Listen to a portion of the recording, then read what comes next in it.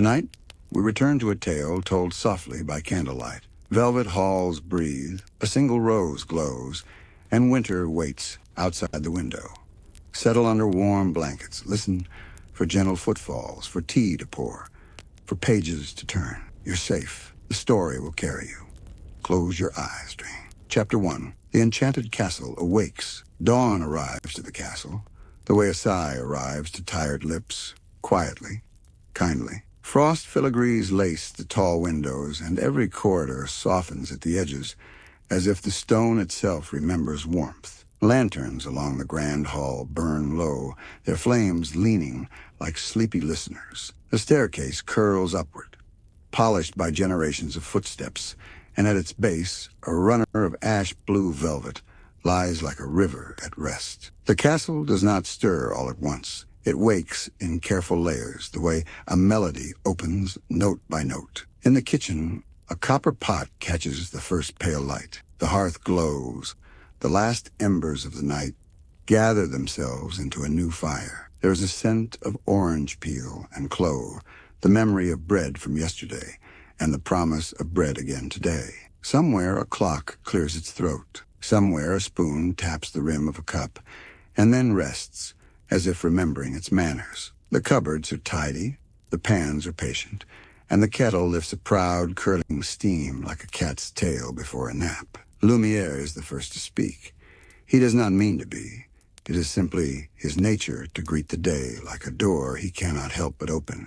Bon matin, he whispers, more glow than sound, and the flames along his arms lift in friendly greeting. He straightens a napkin whose corner wishes to wander, and laughs softly when the salt cellar insists on facing east. There is no rush here, only rhythm. Even in enchantment, there is etiquette. Cogsworth arrives precisely when he intends to arrive, adjusting himself with the proud concern of a gardener inspecting the first rosebud of spring. He nods, certain that time behaves better when watched. Order, dear friends, order, he declares in a hush that has supervised more breakfasts than most men have lived days. He tidies a stack of plates, scalloped like calm seas, clears his throat a second time, and adds almost to himself, "There." Mrs. Potts hums a lullaby meant for daylight.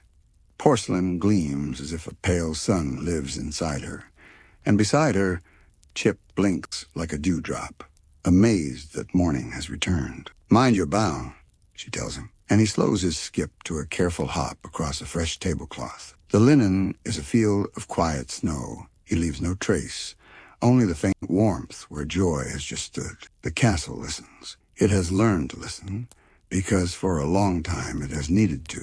Wind threads itself through high organ pipes and makes a sound like a distant choir breathing. Portraits sigh in their frames, grateful to be seen again, though they pretend not to care. Curtains lean inward for a moment, eager for gossip, then fall back, remembering the dignity of tassel and fringe. Chandeliers hold still, but dazzle a little more, as if sunlight were a compliment meant especially for them.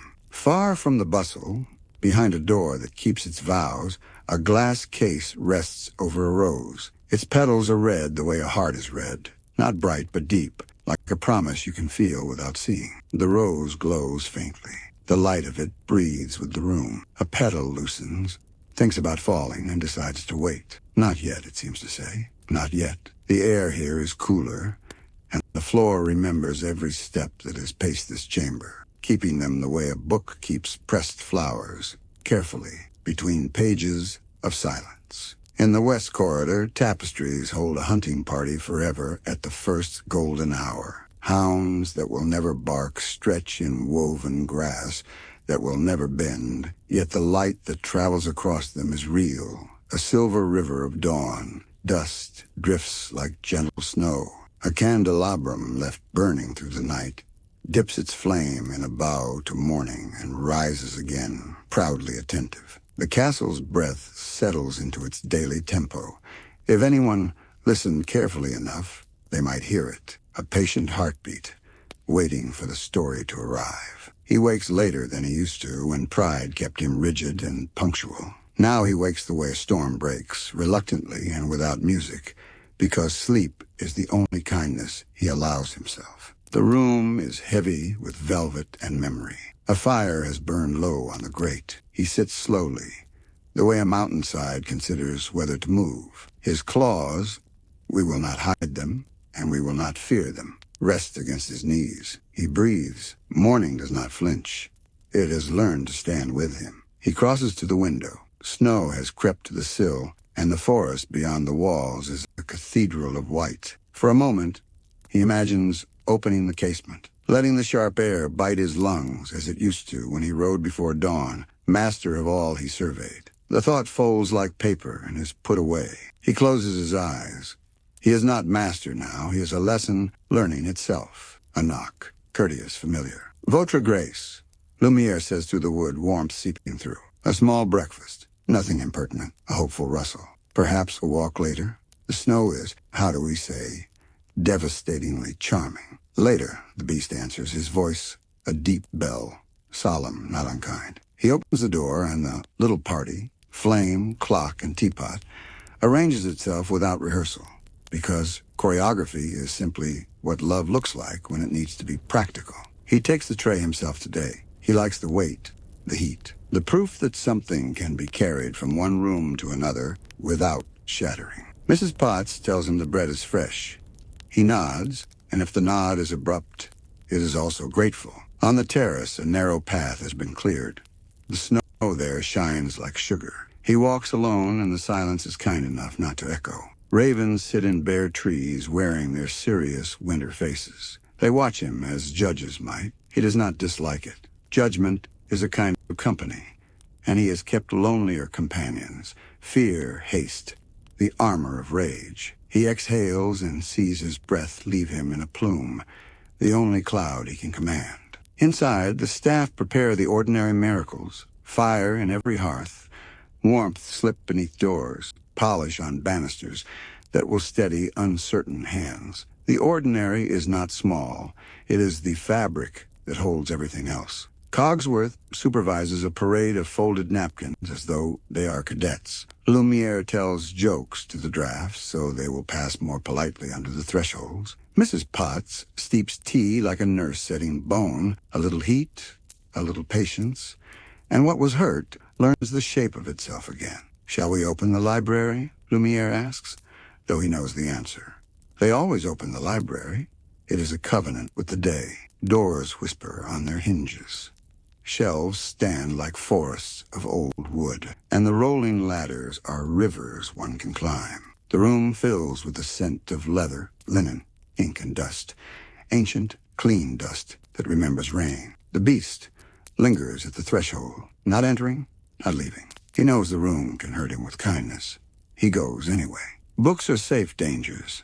They can be lifted gently, and they do not flinch. He traces the spine of an atlas with a careful claw. He chooses a book he cannot finish today, on purpose, so that tomorrow will have something to offer. He opens to a map where oceans sleep in blue and coastlines blink like patient eyes. He follows one voyage, then another, feeling the old ache of a world he believes he has forfeited. If he turns his head, he can see Lumiere smiling the way a match smiles at a candle. He does not turn his head. He keeps reading. Downstairs, a music box remembers a waltz.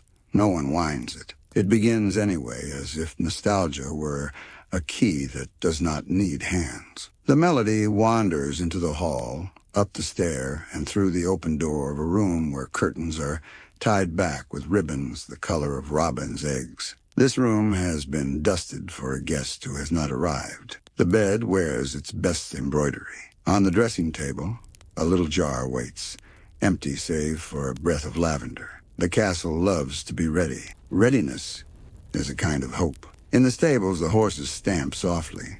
They have learned quiet, too. A groom, transformed, yes, but still himself in patience, brushes a bay mare until she gleams like wet bark. He talks to her as if she can answer, and perhaps she can. You'll have a rider again, he promises, while snow falls with the politeness of a guest who knows when to leave. Somewhere a bell rings the hour that means almost mid-morning. Time moves, even when a spell tries to persuade it to sit. At the gates, frost has stitched lace along the iron. The forest road looks like a ribbon unrolled across white velvet. It vanishes among firs and then returns, the way a dream slips from memory and then comes back when the right song is heard. The watch lamps burn. The archway holds a hush, older than the spell, older than the prince, older even than pride, the hush of thresholds, where every crossing is a small ceremony. The castle waits with dignity. It has learned to wait very well. By noon, the sky is a pale bowl. Thin sun polishes every surface it can touch. The small miracles continue. A draftsman straightens a curtain tie. A scullery maid, twitching and bustling in her transformed way, hums a refrain that once played at midsummer. Cogsworth makes a note of something he does not need to note, for the comfort of noting. Mrs. Potts sends a tray to a tower room where a lonely afternoon could otherwise grow larger than it deserves. Lumiere rehearses an apology he may never use and laughs at himself for the rehearsal. In the west wing, the rose sighs. A petal lets go, falls like a red snowflake, lands without a sound, and becomes part of the room's memory. The beast hears nothing. He is in the library, following a coastline with his eyes. He stops at a port where old ships once painted their names in salt and wind. He imagines a harbor full of masts, ropes singing, gulls offering stern advice. He imagines walking among people who do not lift their heads when he passes because there is nothing to fear. The imagining is painful. He closes the book gently as if it were a hand he is not ready to hold. Afternoon rounds its shoulders and leans kindly toward evening. Fires are coaxed higher. Curtains are drawn. Lamps come alive with soft human patience. Chairs practice their posture. Silver remembers how to glow without glare. If one listened at a keyhole now, one would hear not secrets, but simple things. A laugh that forgives itself for being alone. A sigh that says thank you to no one in particular. The castle, too, wants to say thank you. To what? It cannot name. Before dusk, snow begins again. The flakes are larger now, like paper cutouts floating down from a child's careful hand. The forest accepts them, branch by branch. The air tastes clean, and quiet grows generous, making space for everything that needs it. In a room near the heart of the house, a table is set for two, because hope, when it is brave, sets a place even when it does not know who will sit. Lumiere stands taller. Cogsworth pretends not to notice and then approves. Mrs. Potts encourages the candles the way a choirmaster clears a throat. The beast pauses in the doorway. He has not stood at that threshold for a long time, alone with a table prepared for company. The sight troubles him. He does not know if it is kindness or cruelty to set plates that may not be touched. But the room glows with such calm resolve that he does not put out the candles. He sits, and for a very long minute does nothing but breathe. Snow listens at the window. The fire adjusts itself to be companionable, not loud. He lifts his water and drinks as if practicing trust. Night arrives in pieces. First the sky turns slate, then ink pools in corners, then the chandeliers take on the warm work of small suns. The castle does not harden with darkness. It softens. Rooms lean closer to one another, as if the walls have become more interested in what their neighbors are saying. High above, the tower chimes keep time with the kitchen clock, a friendly duet heard by anyone who remembers to listen. In the west wing, the rose does not fall, not yet, and over everything, a feeling grows, a prickle of expectation at the nape of time's neck. Something is moving along the road through the trees. A carriage? Hoofbeats? No, only wind. Then lantern light threading the branches. No, only moonrise. The castle refuses disappointment. It has learned the difference between wanting and waiting. It allows itself one indulgence, 1,000 surfaces polished against the moment, when new eyes will widen and whisper the first astonished word. Oh, the table for two keeps its promise. The doors keep theirs. The night keeps watch. Chapter 2. Belle's Quiet Village. Morning in the village begins with water and bread. The fountain in the square clears its throat and sings a silver song while the bakery coaxes warm loaves from its oven like sunrises shaped by hand. Cobblestones, old, friendly, fitted together by footsteps, shine with a night's thin dew. Blue shutters open. Smoke draws neat ribbons above red roofs. A dog pads along with the confidence of a small mare. The mist forgets itself and lifts. Daylight, polite and steady, arrives. Belle wakes to a soft argument between a sparrow and a swallow outside her window. She smiles into her pillow, trusting they will be friends again before noon. Her room is tidy without trying, a small bed with a quilt her mother once mended, a chair that has grown used to holding books, a window that insists on framing the hills like an artist, choosing the most necessary piece of sky. She sits, braids her hair, and chooses her blue dress because blue is the color of thinking. Morris is already awake. In his workshop, a sketch curls at the corner because it cannot wait to become a machine. Brass gears drowse in a saucer. A music box that never learned how to stop hums faintly. Morris brightens a lamp and bends over his plans with the captain's gravity. He is gentle, curious, and complete without applause. Knowing a thing is reason enough to love it. Breakfast, Belle says, sliding in with a plate balanced like a storybook tray. Cheese, bread, a wedge of apple, tea that smells like patience. Morris startles, laughs, thanks her, and forgets to eat until she places the cup in his hand. Drink, she instructs. Inventors require warmth. He obeys because she is right, and because he enjoys being right alongside her. They live where houses thin and hedges grow confident, wandering into the lane as if they too have something to say. Chickens take small, deliberate steps that suggest great thought. The air feels young. Belle ties on a cloak and tucks a book under her arm. She likes to begin her day at the bookshop, where the owner's eyebrows communicate paragraphs and the dust hangs in golden bars that turn the simplest title into an invitation. On the way, she greets the village like an old friend. She knows the woman who keeps rosemary above her door, the man who sharpens knives beside the barrel that has always been there. Children run with wind's balance. A cart rattles by with pears dangling like bells. The blacksmith's hammer nods to morning's rhythm. Belle walks through it all the way. One walks through a familiar song, listening for the line she loves, and pleasantly surprised by the line she has not noticed in a while. Gaston is about. He arrives in a scene the way weather does, undeniably. His boots shine, his hair behaves as if bribed, and his smile expects applause. He sees Belle and performs courtesy with the flourish of a man who believes the sky is forgiven for being blue because he stands beneath it. Belle answers kindly. She is kind to everyone and continues on. Behind her, the echo of his confidence lingers like a curtain call in an empty theater. At the bookshop, the bell gives one delighted ring and then keeps the rest of its joy to itself to be polite. Shelves are an orchard, paper fruit, quiet and ripe. Belle returns a travelogue she loved as if returning a friend after a long walk. Another?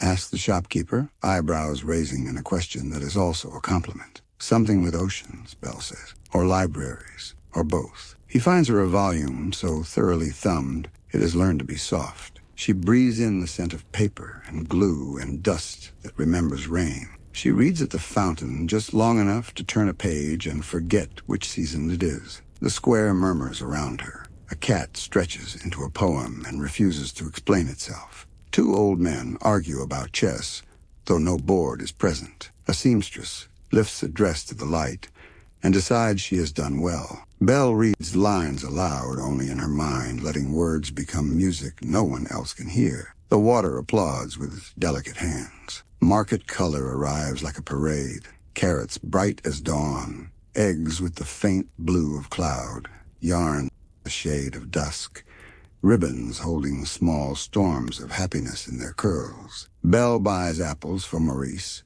rosemary for the kitchen, and a length of blue thread because she likes how it looks against her palm. She pays and exchanges the kind of news that is really kindness. Pierre's new pup, Elodie's sore ankle, whether rumored to be thoughtful tomorrow. There are stories in every doorway. Belle sees them the way a gardener sees seeds beneath soil. The baker's son counts change and thinks of sailing. A widow waters geraniums as if giving thirst a second chance. A girl with a red scarf writes her name in the air with a stick and wishes she could write it bigger. None of it is loud. All of it matters. At midday, Belle and Morris eat by the window to guess cloud shapes while pretending not to. Maurice explains a spring that refuses to spring. Belle suggests it may be shy and require oil and patience. He considers and smiles because, in engineering as in life, patience is the key you do not recognize because it looks like an ordinary spoon. After lunch, Morris returns to invention with a tune of determination behind his teeth. Belle turns chores into rituals. She beats a rug until it remembers lightness, waters basil, and thanks it for smelling like summer even when the window admits winter, rewrites a list, and draws a tiny star beside ink, because a tiny star improves any list. Then she reads again, and the light moves across the page the way time moves across water, visible only by what it touches. She dreams while awake. Cities with names that taste like cinnamon. Bridges stitched between cliffs by engineers who trust rope and wind. Libraries where night watchmen read by lantern and nod to students whose sleep has been replaced by purpose. Whales singing while the moon conducts. She does not dream of leaving forever. She dreams of returning with new stories to place beside old ones. Evening rearranges the village's colors. Smoke darkens. Lamps bloom in windows. The fountain becomes silver instead of glass. Somewhere a violin practices the brave, quiet part of a waltz. Belle walks one more lap through the square, her favorite habit, and habits are useful when days think too loudly. She thinks of her father, and whether he has eaten more than inventions. She thinks of the book in her basket. Which page will be her favorite, and why? Gaston reappears, believing good ideas should repeat until they become history. He speaks of hunting and of himself, of victories polished until they can see their own faces. Belle listens with the charitable attention she would give a child showing a very shiny pebble. Very fine, she says, and steps aside. He watches her go the way a man watches a horizon, and believes it is a mirror. At home, Morris has made a small breakthrough and a small mess. The correct ratio for progress. A gear finally sings in its intended key. Belle claps. They celebrate with tea and the last of the apple. Morris points at the sketch, then at the machine, then toward the window beyond which the path turns north into trees. He has promised to deliver his invention to a fair by the weekend. I will go at dawn, he says. Belle nods. Take Philippe, she adds. He knows more of maps than I do. Night wears wool. The hills draw closer. The sky discovers its stars again, relieved. The square empties except for the fountain, which continues to think in water. Belle lights a candle and begins another chapter, pages lifting a little with each breath. She reads until the candle decides it has offered enough light for one evening, then closes the book with gratitude, marking her place with a ribbon that has held 1,000 places before. She looks across the village and loves it for being small enough to know and large enough to surprise, for being kind even when not clever, for holding her father and the tools he trusts, and a road that leaves and returns like a sentence with a gentle loop. She whispers goodnight to the fountain and the cat and the baker's light. Then she sleeps, not to escape but to arrive, for dreams are simply rooms in the same house, and tonight the house is warm. Chapter 3. A father's journey, a daughter's choice. Dawn arrives earlier on the day a journey begins. Morris ties the last strap with hands learned in strength and care. The workshop smells of oil and hope. The machine waits in its crate like a polite secret. Philippe flicks his ears as if to say he knows the way. Belle fastens her father's scarf in the old familiar loop. For warmth, she says. For luck, he answers. And they accept that the two are often the same. The road out of the village is a ribbon that remembers travelers. It rises and settles into the forest as if the trees have been expecting company. Maurice takes the left fork because the right appears too certain of itself. Little stones shift beneath Philippe's hooves and then grow calm. At the first bend, the wind reminds him to keep his hat. He laughs. Trees lean over, comparing notes in a language of bark and snow. From time to time, he speaks aloud because gratitude should not be mistaken for quiet, thanking the road for being there and the sunlight for finding him, the horse for enduring his thoughts. The forest deepens, changing the rules of light. Shadows aren't scowls, they are blankets across the ground. Philippe is sure-footed. Maurice shares a sandwich and a drink from a stream not yet taught to be ice. Strength returns. He clicks his tongue, and the road replies with a bend he did not expect. He is not the first to misjudge a shortcut that looks sincere. The path narrows and then vanishes. Snow begins in small, secret flakes. Philippe stamps and turns his head as if consulting a map. Maurice indexes his options, forward, back, or foolish, and chooses forward before wishing he had chosen patience. The choice has been made. The forest edits the plan. Wolves appear like punctuation in a white paragraph. They keep a respectful distance. Morris addresses them with the confidence of a man who has coaxed music from brass. "Good morning," he says. "I am merely passing." The wolves decide they have already eaten their manners and melt back into trees. The sky pulls a gray shawl across its shoulders. Maurice's courage does not vanish. It moves to where he cannot see it and waits. A wall rises without warning, towers growing from it, the way firs grow from old stone. Iron gates wear frost like lace. Maurice recognizes grandeur even when he has not met it before. He hesitates. Thresholds deserve respect. Then rides forward. The gates, remembering their manners, open. Philippe steps proudly. Inside, silence is dressed for an occasion. Torches burn with the calm of promises. "We found a story," Morris murmurs. A hall greets him with a warm breeze. Beyond, a room looks like a prayer answered. A fire attentive to its duty. A chair waiting specifically for him, and impossible generosity. A teacup steaming in the exact shape of gratitude. "Sit," says the teapot. "Please," adds the cup. Maurice removes his hat and sits. Belief arrives easily when kindness does not demand proof. Lumiere glows with unapologetic welcome. Cogsworth brings precision that justifies itself. Mrs. Potts arrives with kindness that is never late. They offer good afternoon in 3 different ways, meaning the same thing. "You are safe here, for now." Morris brightens and describes his invention with hands as well as words. The castle listens like a friend, curious about details because it is curious about the person who carries them. He does not notice the beast until he does. It happens the way dusk happens, suddenly and also slowly. The beast stands where light is not practiced, watching without intruding, the way a guardian watches a fire to be sure it stays where it should. Fear lines up ready to be chosen. Morris picks politeness first. "Good day," he says. "Your home is magnificent." "You are trespassing," the beast replies, "because rules are armor." Morris apologizes, not because he is guilty, but because apology is a kind way to enter a strange place. He explains the road, the snow, the wolves that were punctuation, and mentions a daughter whose cleverness is a lamp he carries even when lamps are scarce. Rules end where mercy begins. "Finish your tea," says the beast, which means finish your breath. Fatigue decides for him. He sleeps and wakes to evening. Cogsworth cautions that roads are no place for good men tonight. "You will leave in the morning," the beast announces, true as it leaves his mouth, wrong immediately after.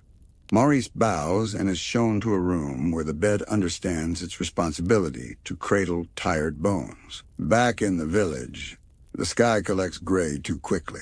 Belle keeps worry civil for an hour, then invites it to speak. It says, "The forest is not simple." It says, "Snow is forgetful."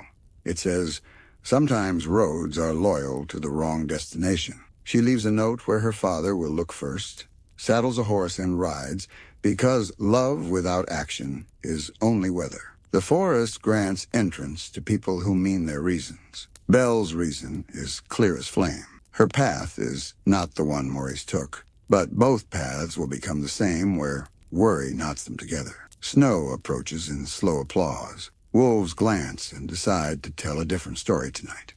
She thanks them for their eyes and rides on. Knight and castle meet her together. The gates open, reconsidering their duty in the presence of love that behaves like law. Belle swings down, breath like smoke, hands steady because kindness has trained them to be. "Hello?" she calls, and the word finds ears. Lumiere brightens. Mrs. Potts warms. Cogsworth becomes the kind of brave, careful people become when a thing must be done properly. They bring her to a door at the end of a formal hall. The beast is there, larger than the room has practiced accommodating. He looks at Belle, and the castle shifts, not with fear, but like a tapestry settling upon its pegs. "My father," Belle says. The words stand straight between them. "Where is he?" "In a room made for rest," the beast answers. "Let me see him," she replies. He moves aside, the removal of refusal. Maurice sits up at the sound of her step and insists on standing, because joy forgets how tall it is allowed to be. "Belle," he says, naming a star. They cling and laugh carefully so the room will not worry. Maurice apologizes for weather and maps. Belle forgives him easily because there is nothing to forgive. "We will go home," she says, then looks at the beast. "He has rules," Maurice warns. Belle considers rules the way a gardener considers fences, useful until they grow where they shouldn't. She meets the beast's gaze and sees not a monster, but a question waiting years to be answered kindly. "Take me instead," she says. Simple words are strong. "My father is needed in our village. He is needed by me.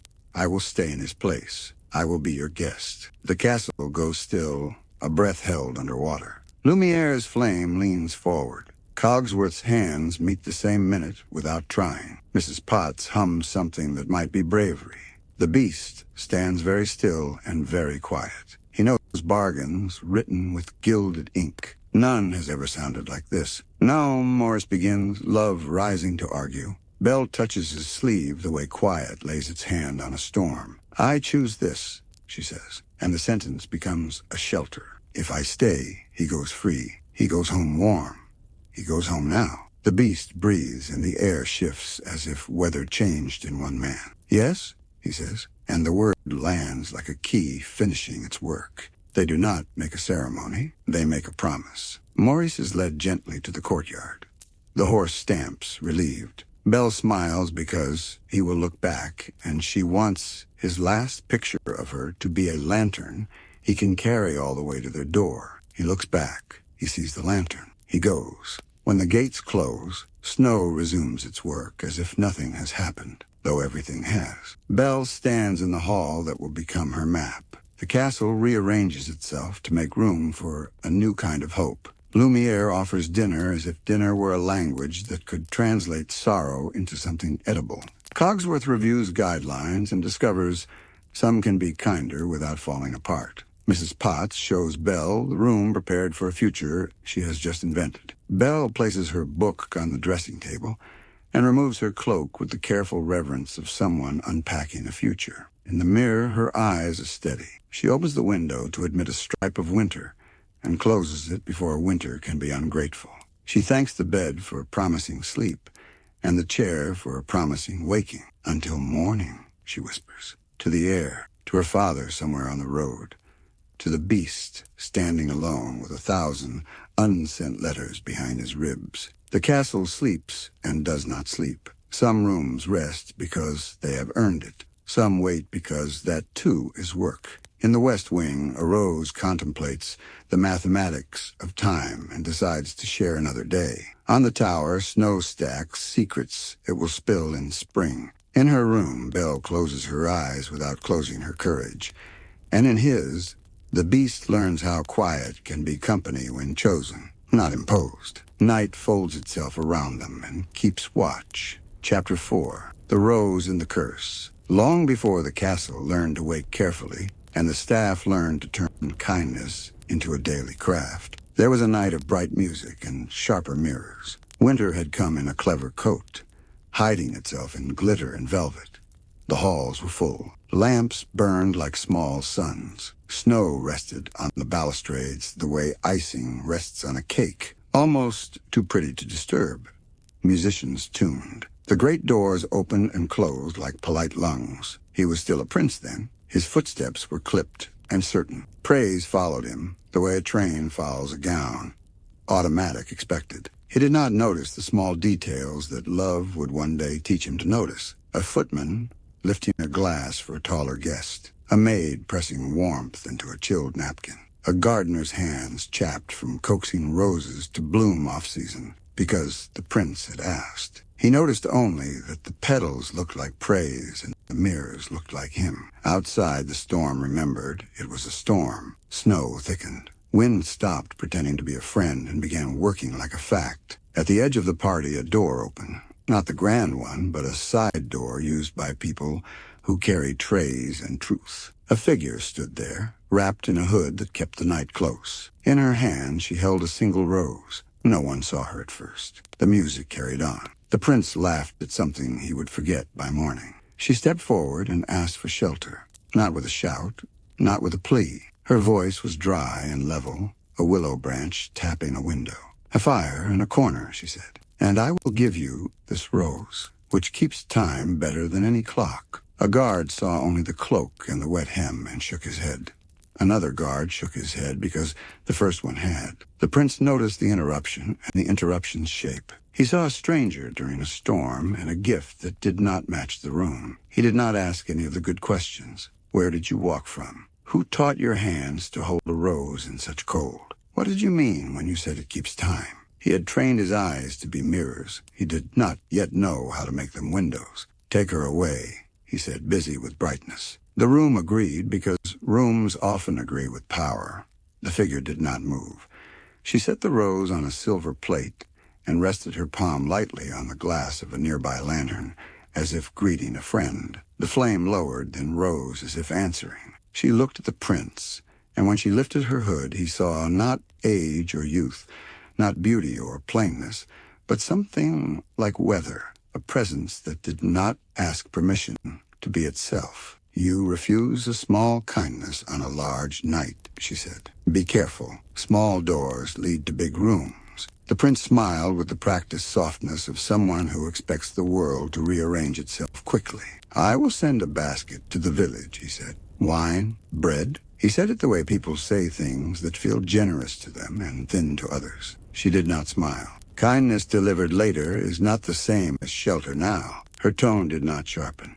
It did not need to. "I will ask again, because asking twice allows the asker to be certain." She glanced at the rose. It held its red with a calm that looked like thought. "A fire, a corner." "Go," he said, and the words struck the air like a door slammed by the wind. Torches in the corridor bent away. Several guests went carefully still, the way deer go still. Someone coughed, then regretted the cough on behalf of everyone.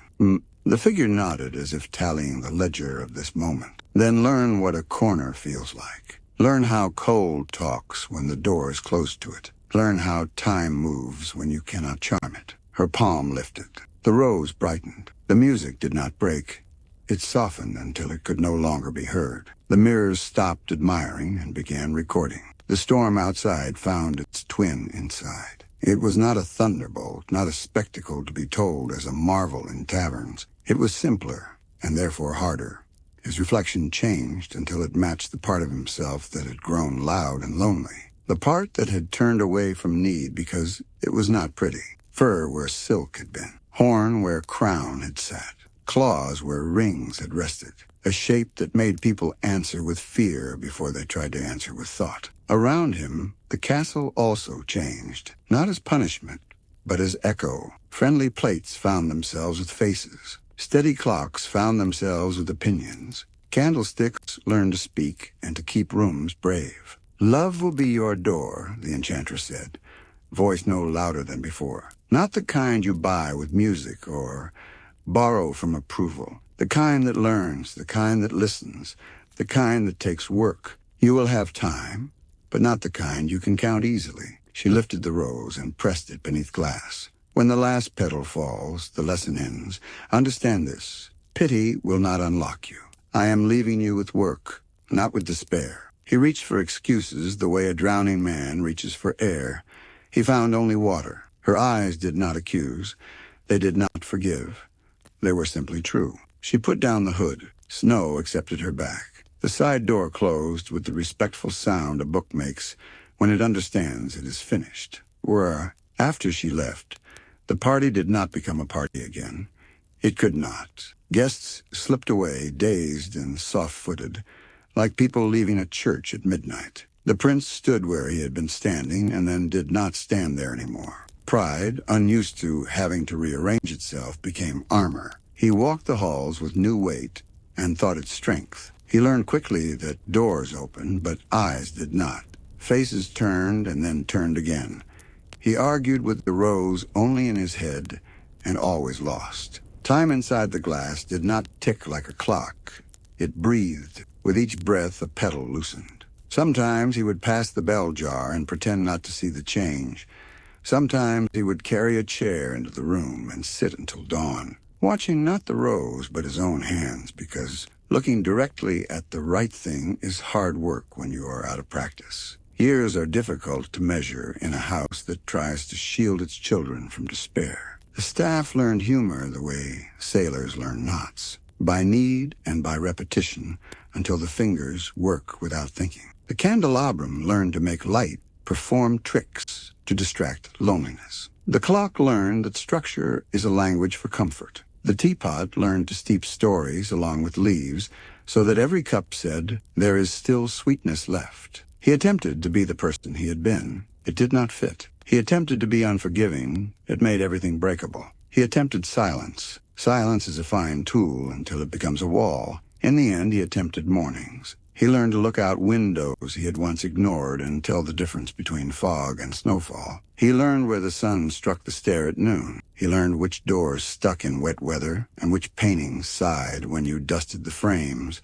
He learned very slowly how to say thank you without feeling smaller for it. And he learned the language of the rose. It did not speak, and yet it did. It told him that time is something you may hold but never own. It told him that waiting can be honest work if you use it to change. It told him that beauty is a generous word that includes more than faces. It told him that love is not an event. Love is a practice. Years later, how many we cannot say without lying.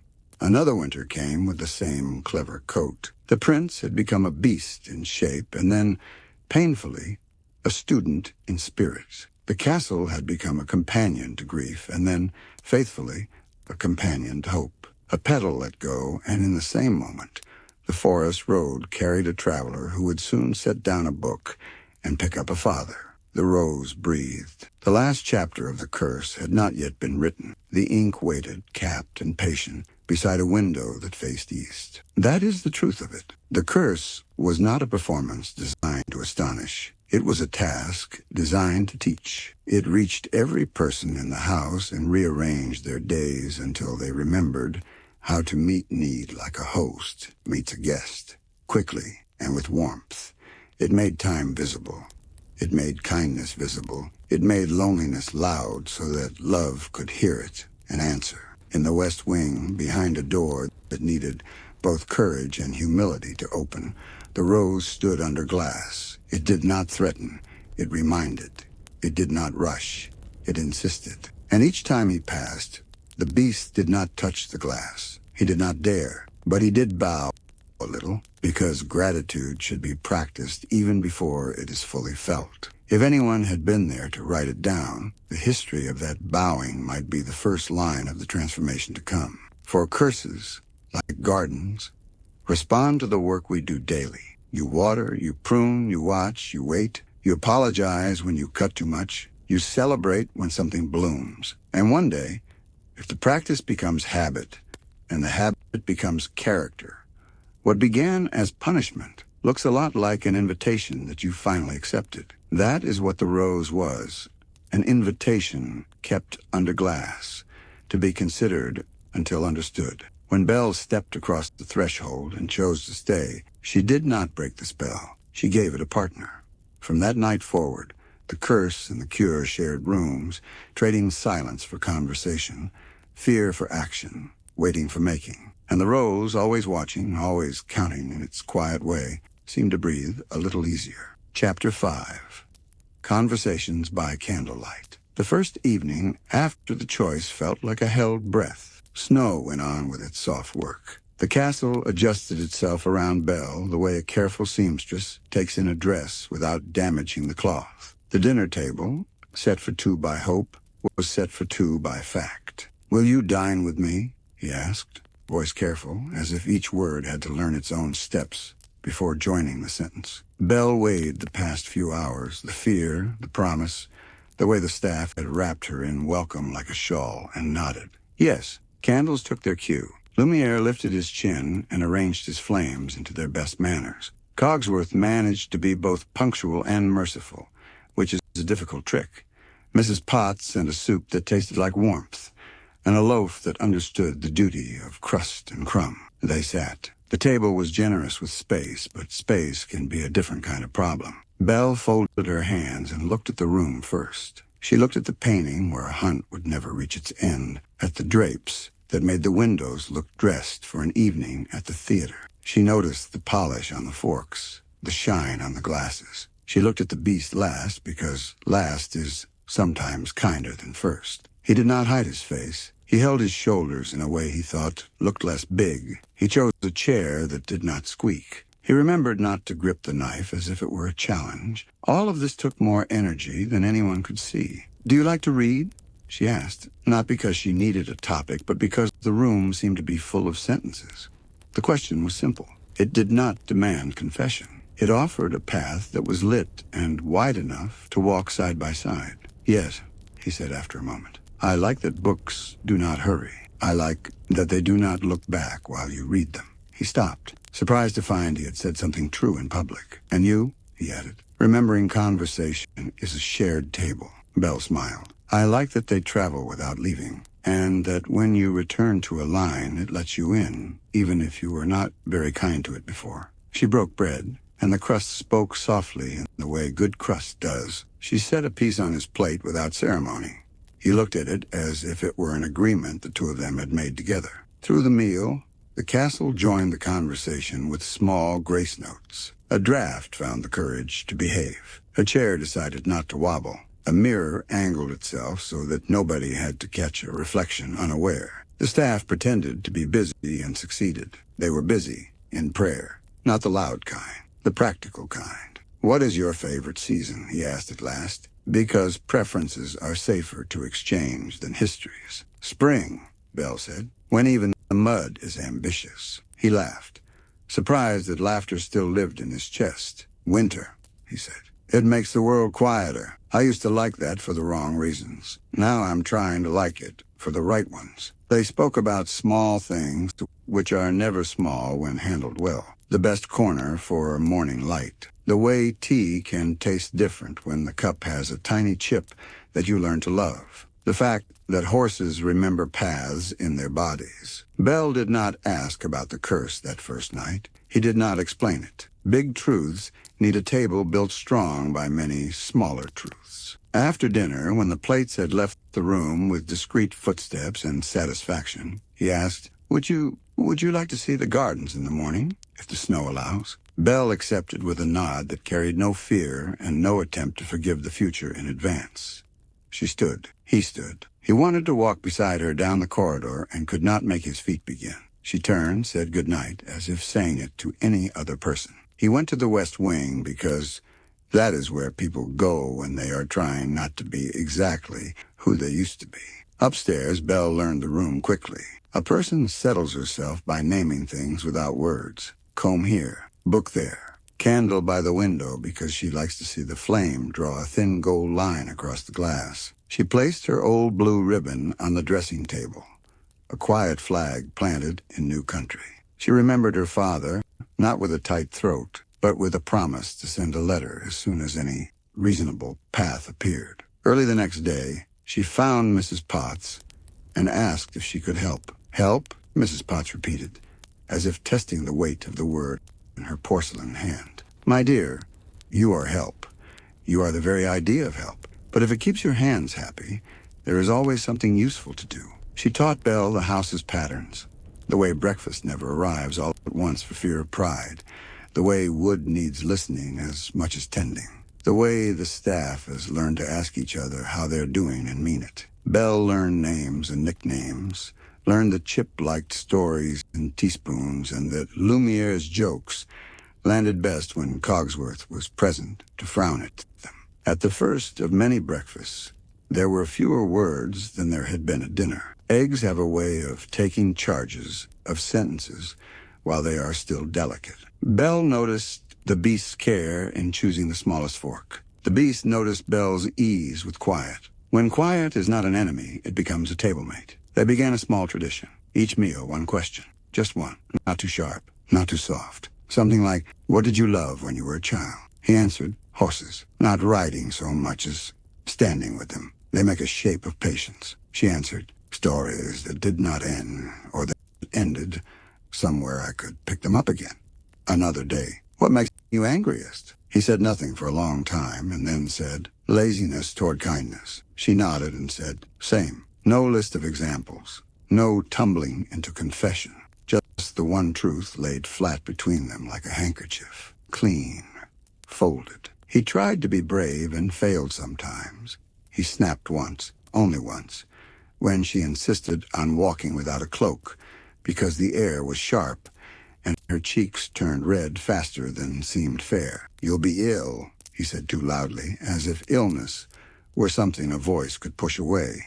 She stopped. He stopped. The castle stopped. "I do not like being told what to do," she said with no heat. He bowed his head, which once would have felt like being made smaller, but now felt like something sensible people do when they step on someone's foot. "I'm sorry," he said, the apology clean, not decorated. "I was trying to sound like care." It came out like command. "From then on," he asked, instead of telling, "would you like my cloak?" She laughed, and the sound went down the corridor and made the suits of armor think about dancing. "Yes," she said. He set the heavy wool across her shoulders, careful of her hair, and felt, for the first time since he could remember, useful without being proud. They discovered the good rooms. Every house has them. Rooms that make people behave better just by being in them. The East Gallery had morning light like kindness. The little music salon had a stubborn piano that only came fully into tune for songs that had already comforted someone. The Winter Garden, glass-roofed and humble,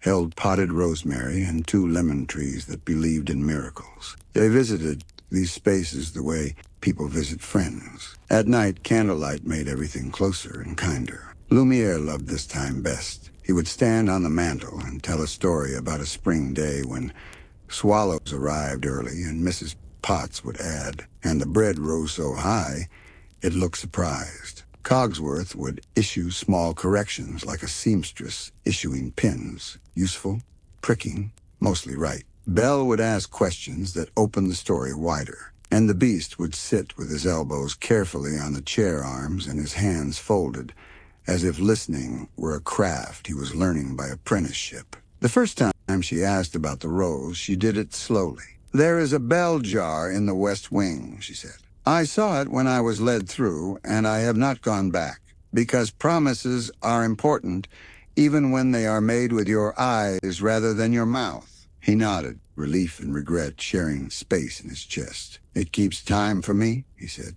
She did not ask what kind of time. She did not say, "For what?" She said, "It is beautiful." Then, "When you are ready, you can tell me the rest. Or perhaps I will tell you a difficult thing first, so the room learns how to hold it." She told him about losing her mother young and learning to make a small house feel large by reading stories aloud to the walls. She told him about how kindness in a village travels faster than gossip if people help it along. She told him about the day she learned that pride can make a person lonely even in a crowd, and that you must not let it take the lead. Her voice did not tremble. The room learned it could hold difficult things. He did not yet tell her the full shape of the curse, but he did take her to the west wing door and stood with her hand in his, not clutching, not pulling, simply present. "Someday," he said. She nodded. "Someday." For now, they turned away and walked the long way around to the kitchen, and Mrs. Potts pretended not to have had 2 cups waiting already. Small rituals grew legs and walked around their days. A mid-morning tea with no sugar because the rosemary in the winter garden liked to be noticed. A page from a book read aloud. One day him to her, the next her to him. No commentary allowed until the tea was finished. A walk to the top of the South Tower every 3rd evening to see whether the path to the village looked more like a ribbon or a river that day. On the landings, Belle would point out strange architectural choices. Why a 3rd banister stem? Why 2 extra inches at the baseboard here? And the beast would explain, slowly learning the history of his own house out loud. Conversations by candlelight changed their voices. They spoke more slowly without meaning to. They paused without panicking about the pause. They learned how to smile with only their eyes when words were tired. The staff noticed the change and slept better. The wind noticed and argued less with the shutters. Even the rose noticed and allowed a petal to cling for another hour, the way a good host lets a guest finish the last story before clearing the table. One night, the beast asked, "What would you change if you could change one thing in the world?" Belle said, "I would make it easier to apologize and easier to accept an apology." He blinked. "I would choose the same," he said quietly. Another night, she asked, "What do you wish people understood about you?" He looked at his hands. "That I am learning." She nodded. "I can tell. We are not pretending that everything was easy. There were days when winter felt too long and people spoke too sharply and old habits nudged like wolves. But they returned to the table and to the candle and to the one question, and they tried again. That is the secret that stories sometimes rush past. Trying again is a skill, and it builds a house. So when the day came for a larger gift, one that had been waiting since the first morning he watched her reading in the courtyard, he knew exactly how to give it. Not as a spectacle, not as a bargain, but as a conversation that happens to open a door. Chapter 6. The Library of Forgotten Dreams. He asked her to walk with him after breakfast. "There is a room," he said, trying to sound casual and not managing it. "Oh, I think it belongs to you more than to me." Rooms can sense when they're about to be properly seen. The library felt it along its spines like a weather shift. It put its best scent forward, the one that is book, leather dust, and some softer note that might be the echo of voices it has kept safe. It shined its ladders and practiced not squeaking. It arranged its light like a table set for a guest. He opened the doors. The room made a soft sound, the sound long rooms make when someone arrives who will see their full length. Shelves rose in calm waves. Galleries circled like thoughtful birds. A globe stood in a pool of sun and spun a respectful inch as if to say, "I have been waiting to share this turn." Belle did not step in immediately. She held the sight the way you hold water in joined hands, not wanting to lose any before you even begin to drink. Then she walked forward, not fast, not slow. He watched her with the nervous pride of a person who hopes he has chosen the right gift and fears he has been either too much or not enough. "You said you like books," he offered, attempting a shrug and producing something like a controlled avalanche. Belle's answer was not words. She reached for the nearest shelf and rested her palm lightly against the worn leather, as if greeting a friend who had been sitting alone for years. "Hello?" she whispered.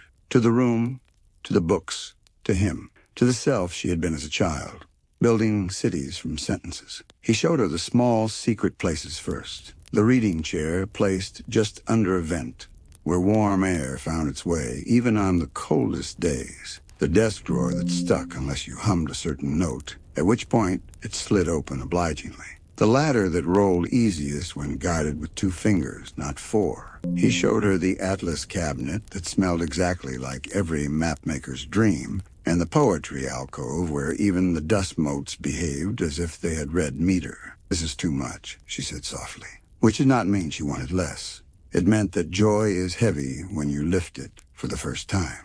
"It is exactly enough," he said, surprising himself with the steadiness of his reply. It has been waiting to be used properly. They began a project without naming it. Every afternoon they would choose a corner and make it known. Belle would take down 3 books and dust behind them. He would check the hinges of the case and quiet the one that complained. She would read 2 lines aloud and then tuck the book back as if tucking a child. He would write the title on a card in a careful hand.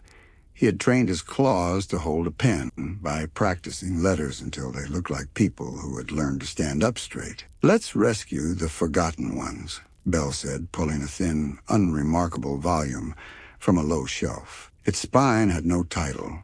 Its cover was the color of old straw. "Every room has someone who is overlooked. I like finding them and saying, 'I see you.'" Inside were small poems about ordinary mornings, washing a bowl, threading a needle, watching a neighbor's lamp go out. They were good. They made quiet feel like company. They started a shelf called Rescued. The staff caught the idea and added to it. The chef found a book of recipes written in a grandmother's practical hand, with notes in the margins like, "If pears are stubborn, wait them out." The stablemaster brought a journal of weather from 30 winters back, every drift measured, every thaw noted with tired gratitude. Chip brought a chapbook of riddles with pencil answers in a child's determined script. The shelf filled slowly and perfectly. When you read with someone, you learn how they breathe. Belle learned that the beast paused when a sentence used a simple word in a new way, as if admiring its courage. He learned that Belle smiled to herself at the moment.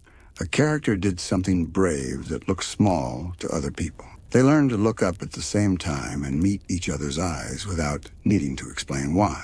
They also disagreed, which is a kind of reading, too. He loved a philosopher whose paragraphs marched like soldiers. She preferred an essayist who wrote as if telling a friend how the day had gone. They took turns choosing. When it was his turn, she listened to the marching until she could hear the meaning. When it was hers, he listened to the conversational current until he could feel how deep it ran. Each left the room believing they might be wrong about something, which is the best way to leave a room. Sometimes they did not read at all. They copied out a map together.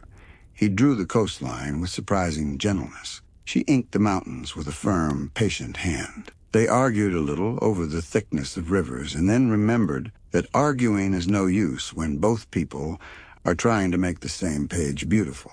They took turns sharpening the pencil and felt older and younger at the same time. On a day when wind pressed its palm against the windows and asked to be let in, Belle found a book whose first page was a letter from a daughter to a father about a journey taken and a journey postponed. The ink had faded to a brown as soft as tea. She did not read it aloud. She took it to a quiet table and wrote her own letter, knowing she had no certain way to send it, and trusting that good letters are received somehow by routes not listed on any map. She told Morris about the room and the light and the way books felt like good neighbors. She told him she was safe and that safety felt different than she expected. She told him she missed him and that missing someone is a good sign, proof that love is working hard even on days when it rests. The beast found her with the letter and placed a sheet of thick paper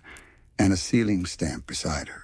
"We will find a way for it to travel," he said. "Sometimes the forest is kinder to ink than to feet." She smiled and sealed the letter with wax that smelled faintly of bees. The stamp's face was a simple rose, a coincidence that did not feel like one. Word traveled through the house that the library had become a daily service. People came to sit in the light in shifts, as if to worship at a practical altar. The wardrobe quietly repaired a torn atlas page with linen and paste. The broom found that reading made sweeping gentler and more accurate. The chandeliers learned to dim enough for evening readers whose eyes had done a day's work. No one said, "We are better now." They just were. One evening, Belle brought a book she had carried since the village. It had never seen such company. Other volumes were older or finer, but none had more of her days pressed between its pages. "May I leave it here?" she asked, suddenly shy, as if offering a friend to a new school. "Of course," he said, answering both the question and what stood behind it. She found a place for it on a shelf that was neither too high nor too low, then reached up and wrote, in neat small letters on the edge of the shelf, "Home." They started something else then, also without naming it. When a book mattered very much to one of them, they would read the first page aloud together, sentence by sentence, taking turns. It is a simple ritual. It makes two breaths line up. The first time they did this, Belle chose a tale about a sailor who learned to map stars by listening to fishermen who never wrote anything down. The beast chose a history of bridges, the kind of book other people think they should read and then do not. They traded lines, and the blank spaces between those lines held more kindness than any lecture. In the corner of the library, behind a screen carved with leaves and birds, there was a small table and two chairs that had learned the art of quiet companionship. On a day when the sun stayed home and the clouds did all the traveling, they sat there not to read, but to talk about the thing the room had been teaching them both. "Do you believe a person can change?" Belle asked, as if she were asking whether Winter could be persuaded to leave early if you showed it a seed. "I believe it is the only interesting thing a person can do," he said. She nodded. "And the hardest," she added. He agreed without needing to perform agreement. "Do you think the world is fair?" he asked her. She considered the question the way one holds a coin to the light. "No," she said, "but I think people can be. And when enough people practice, the world gets confused and imitates them." He looked at his hands again, and for once the looking was not a flinch. "I am practicing," he said. "I can tell," she replied. On that same afternoon, when the room had gone from gray to pearl to the warm gold that means tea is soon, he took a breath that sounded like a decision finishing itself. "There is a rose," he said. "It keeps my time. Years ago, I refused a small kindness and was told to learn larger ones. The rose reminds me that I do not own mornings or evenings. It reminds me to work without performing the work." He paused. "When the last petal falls, the work will either be finished or it will not." Belle did not say, "How many petals remain?" She said, "We should add more chairs to this table, in case other people need to learn here too." He blinked, then laughed softly and nodded. The library sighed the way a room sighs when a piece of furniture is moved to where it has always wanted to be. They fetched 2 more chairs from a neighboring room that had chairs to spare. They set them down. The room approved. Days found their rhythm. Morning chores, small questions, small answers. Afternoon library, rescued books, penciled notes like breadcrumbs. Evening candles, one story, one thought saved for tomorrow. Joy did not arrive as thunder. It arrived as skill. The skill of seeing, the skill of asking, the skill of offering, without keeping score. In time, the library began to send them out rather than draw them in. A recipe paragraph would send them to the winter garden to test basil against mint in a simple soup. A travelogue about mountains would send them walking to the highest tower to look out and practice naming all the far colors at dusk. A poem would send them to the music salon to see if the words had a tune they wanted to meet. The house became campus, and they became students who never finished because why would they?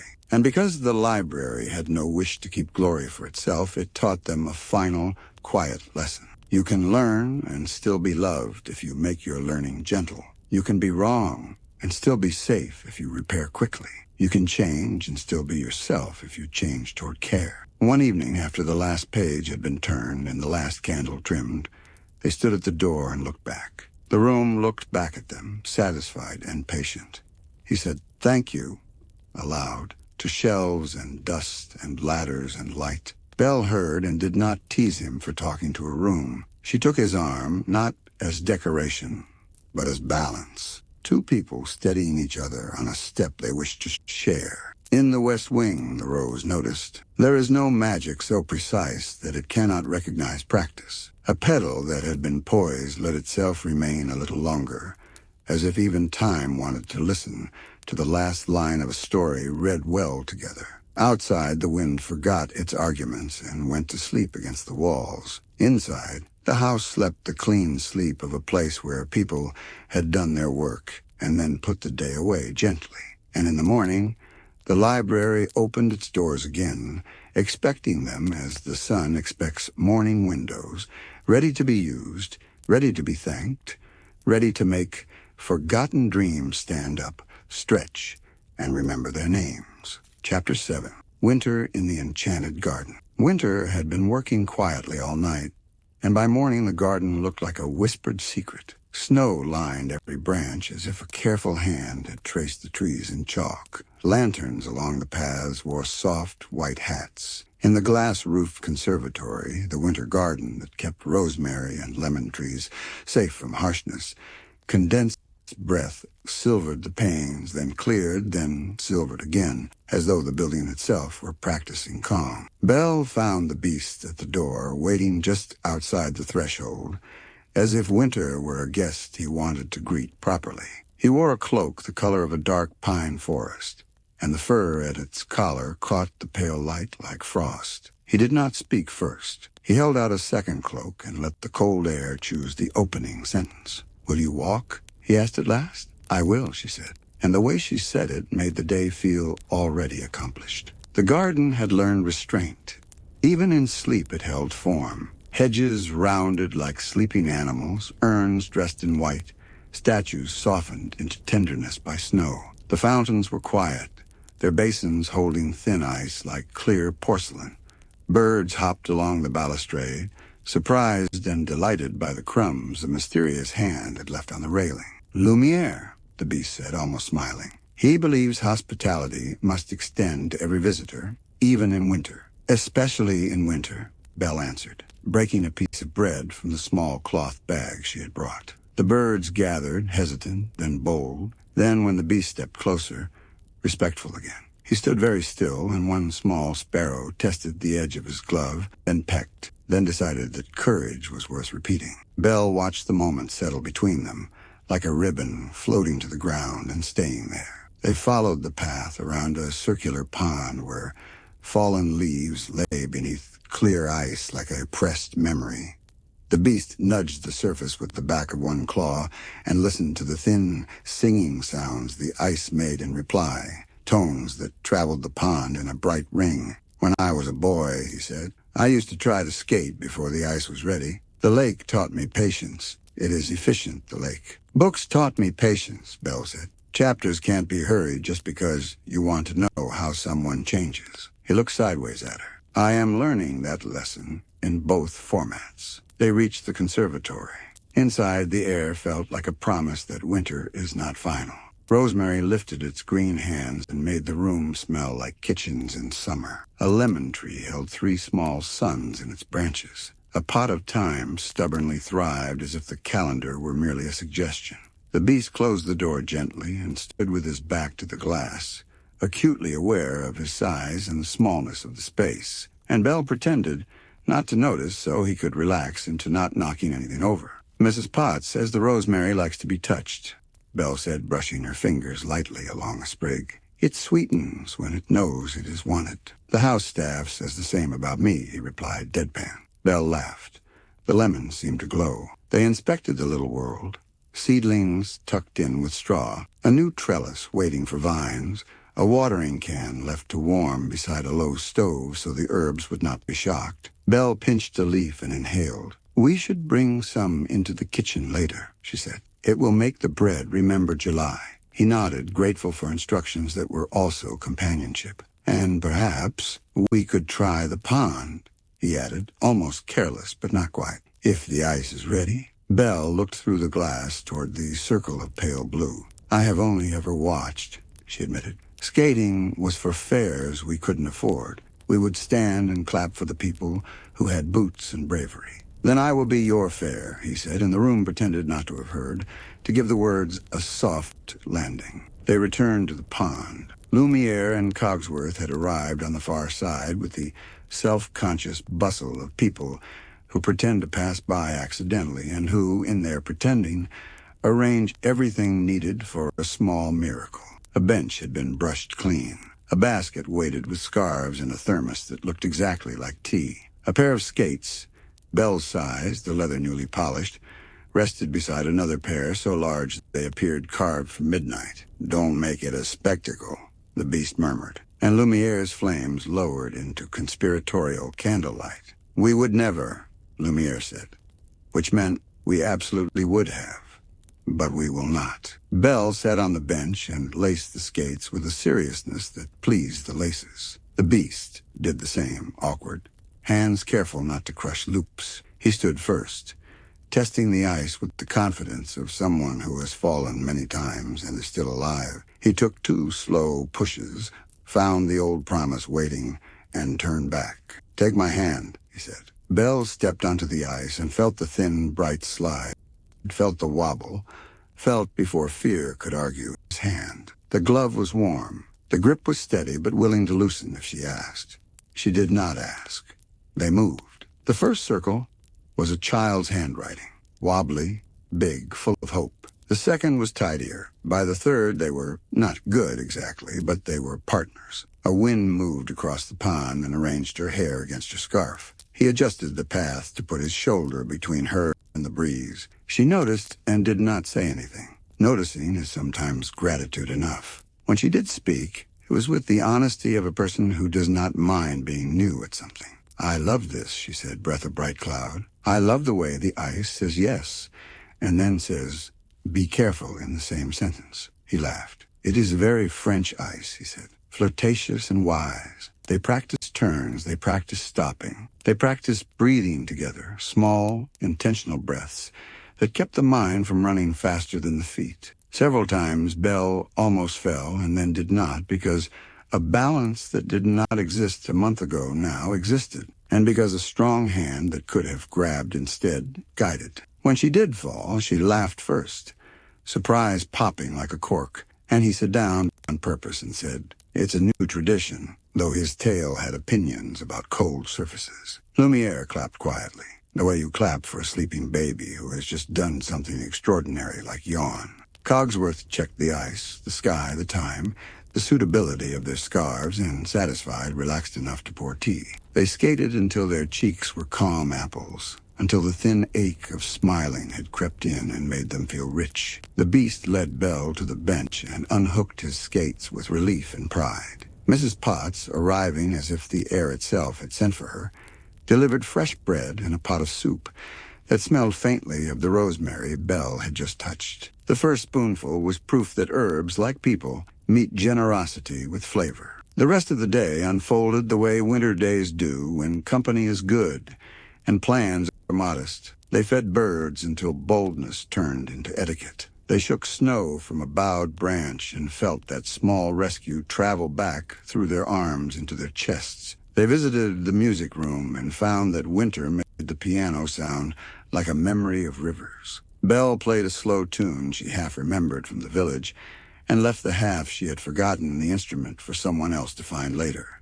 The beast tried a few notes and stopped, not out of embarrassment, but to preserve the mystery. "Tomorrow," he said, "or the day after, which is also tomorrow, just with patience." At twilight, lanterns woke. The garden put on its good jewelry, drops of melted snow that had refrozen into tiny beads along the edges of leaves, each catching light like a quiet gem. Belle and the beast stood at the conservatory door again, listening to the small sounds winter makes when it is pleased with its work. A soft crack as ice adjusts, the brush of a branch against glass, the faint tinkling the wind puts in the hedges when it moves carefully. "Thank you," Belle said. "For the skating?" he asked. "For letting winter sit with us," she said, "and for learning how to sit with it." They went inside. Dinner was simple, as the best dinners are. Bread that forgave clumsy cutting, soup that rewarded attention, apples baked until their sweetness no longer needed defending. Afterward, in the library, they lit fewer candles than usual. The room accepted the dimness as a kind of intimacy and made the shadows soft. Belle chose a book of letters written in a mountain village over 100 years. The beast chose a travelogue about a woman who learned every name for the wind. They read aloud until the hour made them kind to morning, and then they stopped. "Before parting for sleep," he asked, without flourish, "may I carry a candle to your door?" "Yes," she said, because yes was the only answer that made sense. They walked the corridor quietly, that good kind of quiet that does not rush to explain itself. The flame drew a gold ribbon along the floorboards. Halfway to her room, Belle paused. "There is a tradition in our village," she said, "that if two people share a candle down a hall in winter, they must each make a wish without words, and then blow, and then never tell. We have excellent traditions here," he replied gravely. "It is time we borrowed one of yours." They stood with the candle between them. Each made a wish without words. They blew. The corridor fell into night, the kind that holds rather than hides, and the wishes went wherever wishes go when they are made by people learning how to be gentle with themselves. Elsewhere, winter continued its slow work. The rose, faithful, exacting, released nothing. It watched, which is a kind of giving. And somewhere far off, in a cottage at the edge of a village that woke with bread and water every dawn, a man warmed his hands by a small stove and felt, for no explainable reason, less alone. Days followed with their own clear pattern. A morning practice on the ice, a midday meal with laughter that fit the plates, an afternoon in the library, rescuing forgotten books and writing little notes on small cards in thoughtful script, an evening of music or stories or no music and no stories, just keeping company with the hour. From time to time, they drifted in different directions. Belle to the kitchen, to learn the precise fold of dough that made it rise as if proud of itself. The beast to the stables to talk with the horses about patience and weather. When they returned to the same room, they brought their separate observations like gifts wrapped in paper with careful corners. Once during a light snow, Belle led the beast to a low wall near the orchard, where the apples slept in neat bins under straw. "In the village," she said, "we make snow angels." She lay back in the fresh snow with no ceremony and opened and closed her arms and legs until the crisp sound rang like simple bells. She stood, stepped aside, and showed him the delicate figure she had drawn with her body. He stared, half baffled, half reverent. "It seems extravagant," he said. "Try it," she said. He did, large and careful, then laughed at the vastness of the figure he had made. "Mine looks like a general," he said. "Yours looks like the person who convinced the general to choose mercy." She shook snow from her hair and said, "That is as it should be." Another day. The sky blued hard and bright, the kind of cold that sharpens all edges and makes the world ring. They took the long path by the outer wall and watched fox tracks cross and recross the yard, stories written in a language clean boots could not translate. At a break in the wall, they looked out across the forest, each tree holding its own small winter. The beast breathed in deeply, and his breath turned sword-straight to the air. "I used to look at this and think mine," he said. "I am learning to look and think ours." "Ours," Belle repeated, tasting the word to be sure it was not too large for the mouth. It was not. So winter passed, slow, deliberate. A teacher who believed in repetition because repetition builds strength. And strength, in a house that had learned its lesson the hard way, would be needed. The first sign did not arrive with thunder. It arrived like gossip that had practiced its manners. 2 crows on the south gate, too interested in the road, a thin thread of distant wood smoke from a place where no cottage stood, a shape moving between trees, then gone. Cogsworth made a note. Lumiere added a joke to the note so the note would not worry anyone. Mrs. Potts baked another loaf just in case the day needed extra courage. Belle and the beast skated their circles with a little more purpose, then stopped, then walked the gardens, then, without speaking of it, stood a moment longer than usual at the conservatory door, listening. Evening came early. Candles multiplied. The castle remembered the old weight of watchfulness and shouldered it gently. Belle paused at the west wing corridor and did not proceed. Promises kept their shape even in winter. The beast, alone later in his room, looked out over the snow and saw nothing, just his own caution reflected back by the glass. He turned from the window to the fire. He warmed his hands, palms open, as if in prayer. "Tomorrow," he said aloud to no one and to everyone, "we practice again tomorrow." And they would have if the road had not decided to bring the world to their gate a day early. Chapter 8. The Shadow of Jealousy. In the village, winter worked differently. It did not make gardens elegant so much as it made chores honest. Snow piled at doorways where it needed to be pushed aside. Smoke chose a direction and stuck with it. Roofs remembered every small repair that had been postponed. The fountain song slowed. The baker woke earlier to coax warmth into a room that gave it back grudgingly. People did not speak loudly because loudness wastes heat. Gaston spoke loudly anyway. He strode into the square as if the day had been waiting for him to begin. Boots clean, coat bright, hair arranged like a plan, he made winter feel like a backdrop. Behind him came LeFou, who juggled enthusiasm and caution, the way a man might juggle apples while reading a note from his mother about not bruising the apples. "You seen Belle?" Gaston asked the square, as if the square might answer, and as if it were an honor to be asked. The square, which admired good bread more than spectacle, offered no opinion. LeFou cleared his throat. "You asked yesterday," he said gently, "and the day before, and the week before that.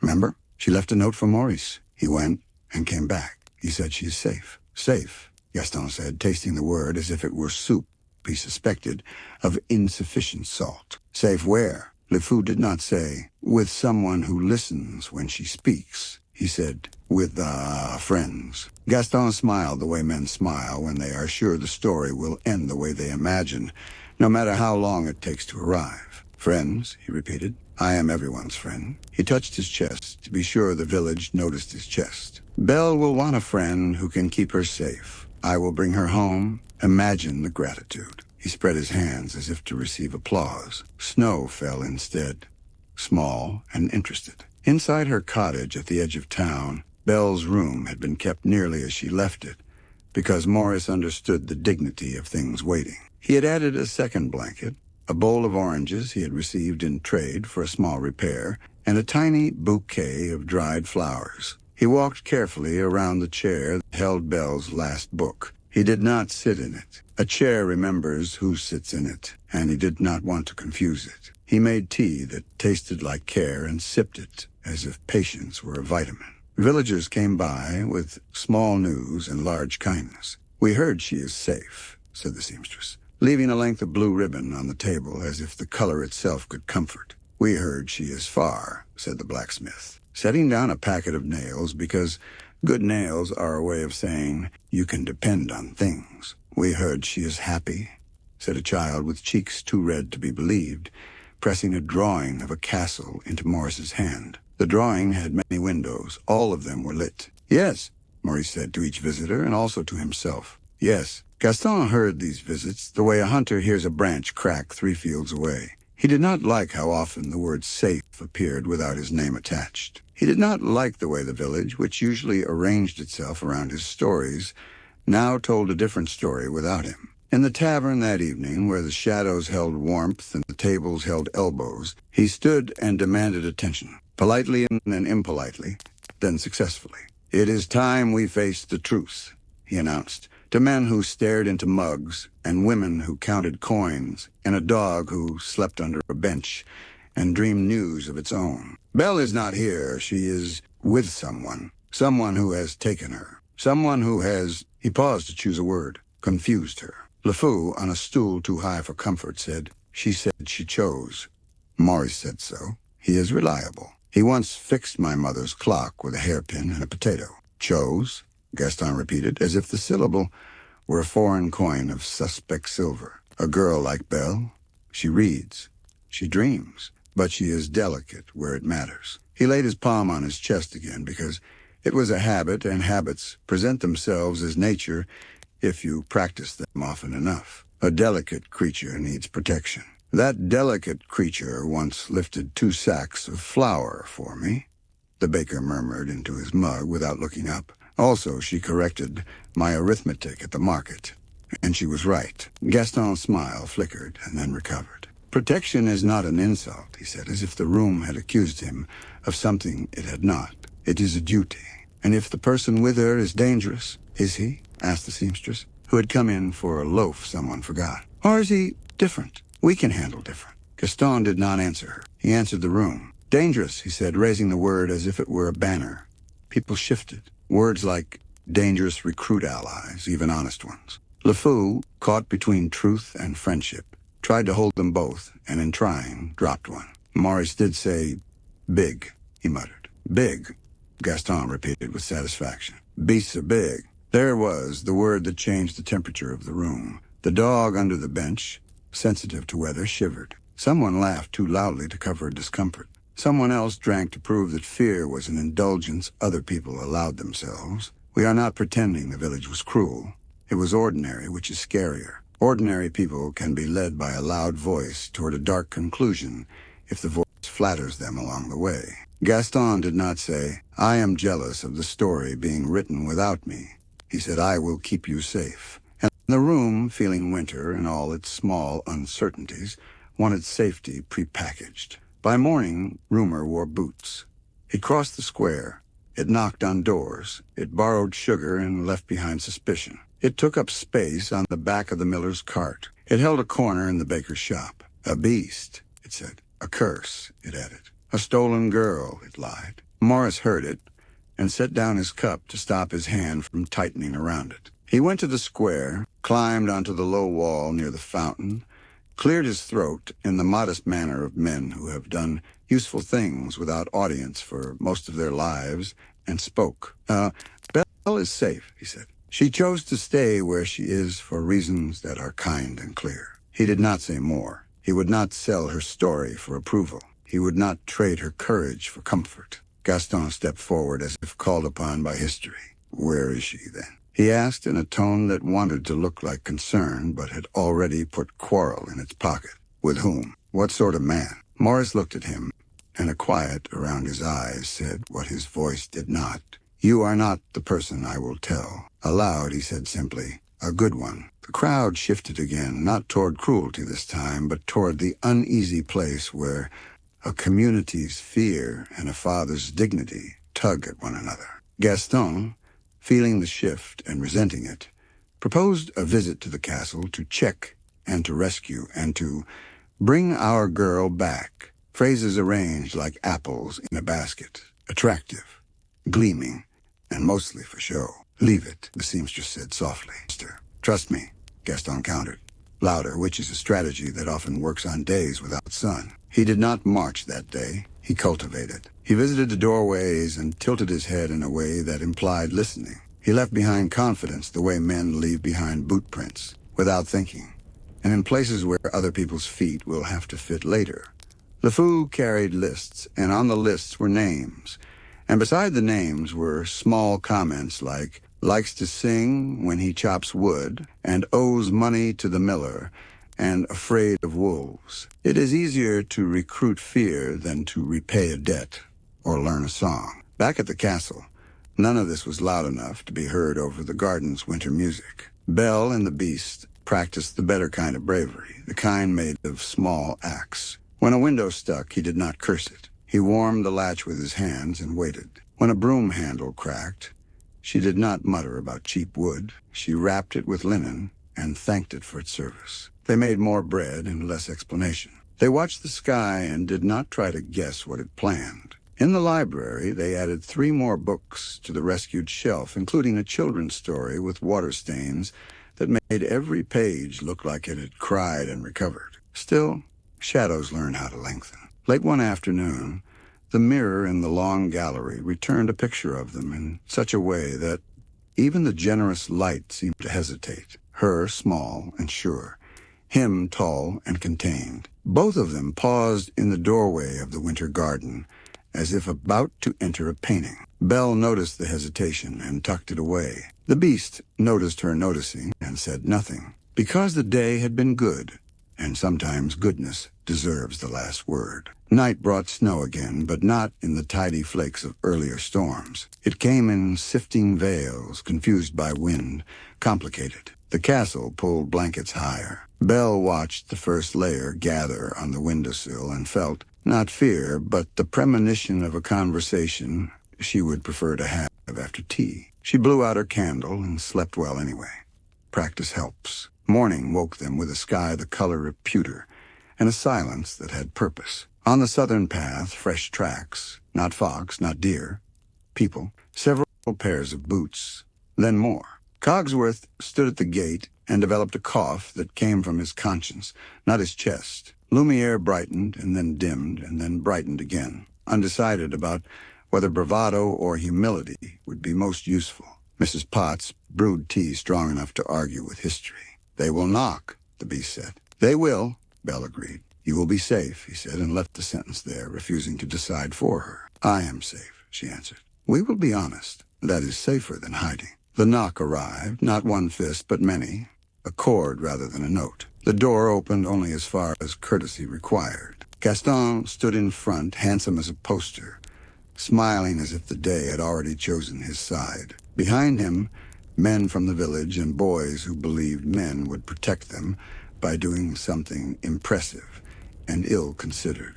A few women, arms crossed, faces set not in cruelty, but in the kind of worry that has been talked into marching. Gaston removed his hat with a flourish that a summer sun would have enjoyed. "Good morning," he said to the hall, though he meant the speech for Belle. His eyes flicked, found her fixed. For a half-breath he looked surprised, then he sealed the surprise in a box labeled, "I was not surprised." "You look well," he said, and made the compliment feel like a warning. "I am," Belle said, calm. "Thank you."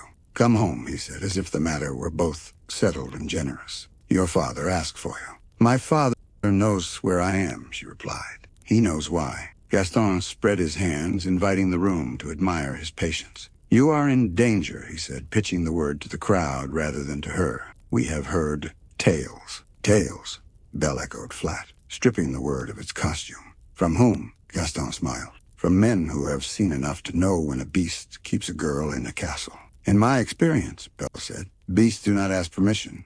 "He did. I gave it. And this," she gestured slightly, not grandly to the hall, the candles, the staff's attentive faces, "is a house, not a dungeon." A murmur rolled through the group. Not agreement, not dissent, just the sound people make when they do not want to choose yet. Gaston sensed the slippage and stepped forward. "Show us the truth, then," he challenged, pointing as if truth lived where he pointed. "Call for him. If he is a gentleman, he will thank us for our concern. If he is not." "If he is not?" Belle asked, too softly for the men in the back to hear, but loudly enough to cross the threshold of Gaston's certainty. "If he is not," Gaston repeated louder, "we will remove you." "From my home?" Belle asked. "You will remove me from my home?" For the first time, Gaston looked at the walls as if they might contradict him.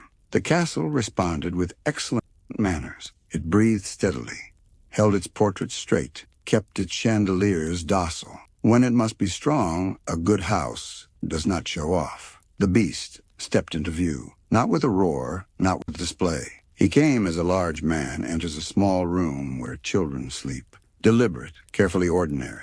For most of the villagers, it was the first time they had seen him, really seen him, not the idea of him inflated in a tavern. Their faces shifted.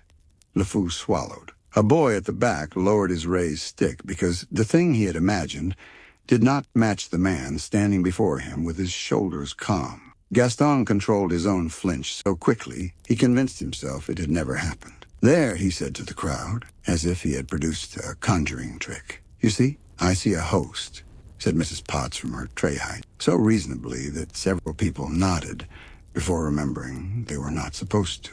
The beast looked at Belle first, not at Gaston, not at the crowd. She met his eyes and tilted her head a fraction toward the doors of the winter garden, the signal they had not rehearsed and did not need to.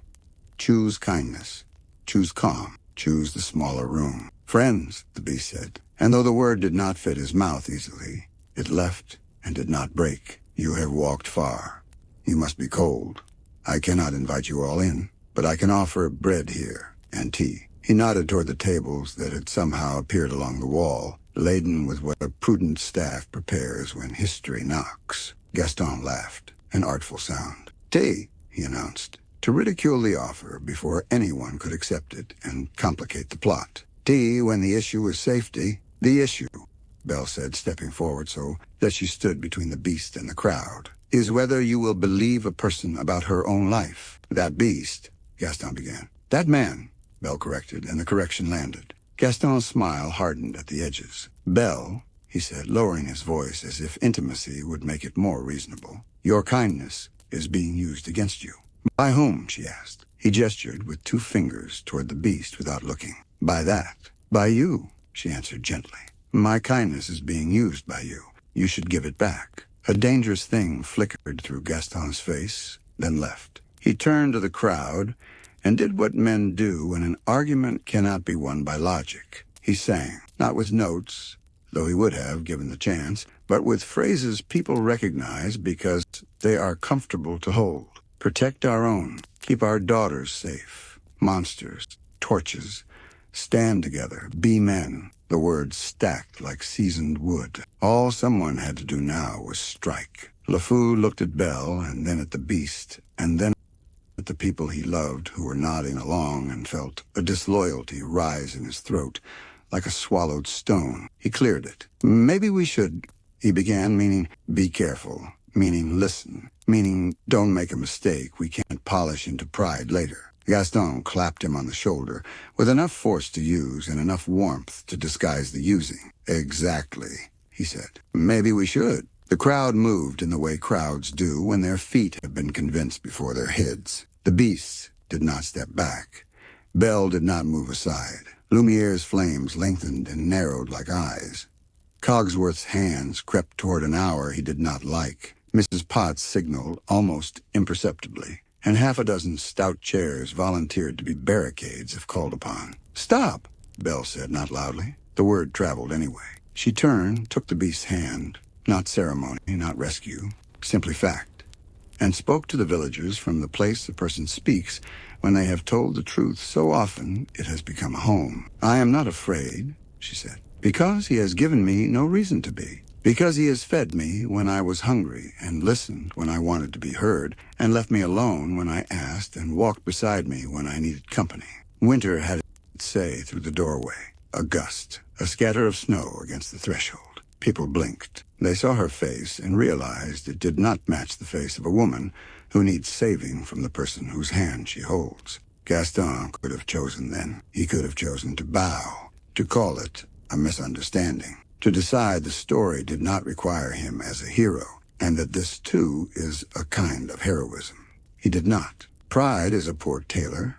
It takes in the wrong seams and lets out the wrong hems. He raised his voice. "Do you think," he shouted to the crowd, "that this thing will let her go when it is time? Do you think he will return her father's kindness with anything but a cage?" The word cage stirred old fear in old corners. The villagers murmured. The dog under the bench woke and whined. The boy with the stick lifted it again, because boys look to men to decide what words mean. "Enough," the beast said, and in the single syllable was a gravity that made several men step back without understanding why. He did not bare teeth. He did not raise claws. He lowered his head a fraction, the nod of a man who knows he is dangerous and has committed every hour of every day to not being so. "To prove what I am," he said more quietly, "I will show you what I am not." He released Belle's hand and stepped aside, making space for her to move freely, to move away if she wished. She did not. She stood a pace nearer to him, because that is what people do when proof is demanded and truth is tired. They stand. Gaston's mouth thinned. His hand hovered over the hilt of a knife he had no reason to hold in a town that had, until this morning, needed more plows than weapons. He saw the crowd looking. He saw some faces unwilling. He felt the story slipping. "Let us go," Belle said, turning to the beast, voice calm. "Let us go to the garden, to the place that has taught us both to be quiet. If the village needs an answer, let them come where answers are slower." It was not a strategy. It was a faith. The winter garden, the pond, the lemon tree, these had become sites of practice. Practice makes a person ready not for applause, but for the moment when doing the right thing will not invite applause at all. They walked through the long hall to the open door where the cold gathered like a polite crowd. Gaston followed, unwilling to let the scene shift without him. The villagers came too, because curiosity travels well in winter. The conservatory stood at the far curve of the path, glass glowing in the gray light, like a promise that is as good when honored as when made. At the pond, Belle stopped. The ice shone thinly beneath new snow, a white plate over blue. She stepped onto it carefully and then turned. "We learned to skate together," she said to the people who had come to watch a different lesson. "We fell, we laughed, we stood. This is the truth." The beast stepped onto the ice beside her and did a small, careful circle, as if to demonstrate restraint to men who believed restraint a weakness. Belle skated a few slow lines, traced a pattern with her blade that spelled out the shape of a day. Begin, continue, pause, continue, rest. The crowd watched, not charmed, not convinced, just surprised into attention that wasn't anger. Gaston could not bear it. He stepped forward, made for drama what did not require it, and came down onto the ice with a surety born of pride, not practice. The ice objected. His feet splayed. His arms flailed. LeFou lunged to help and slid, and for a moment the pond held a comedy that might have melted the whole morning. It did not melt Gaston. He righted himself with a sound that tried to be a laugh and ended as a growl. "Tricks," he announced, as if balance were deceit. "Enchantments." "Practice," Belle answered. "And patience." Gaston put his foot down in the wrong place at the wrong angle and cracked the ice. It did not give, but it complained, a long, low note that makes even confident animals move to shore. People on the bank stepped back. LeFou, suddenly very tired of admiration, said, "Perhaps another time." Now Gaston said, because now was the only thing he could control. He reached for Belle's wrist. He did not grab, he did not get the chance. The beast moved, not to harm, not to threaten, to place himself between. No, he said, the word carrying the weight of hours in which he had chosen softer words instead. No, the crowd saw it. Not a beast snatching a girl, not a hero seizing a prize, but a man protecting a boundary with the clean strength of someone newly fluent in care. It complicated the story. Complicated stories require thought. Thought takes time.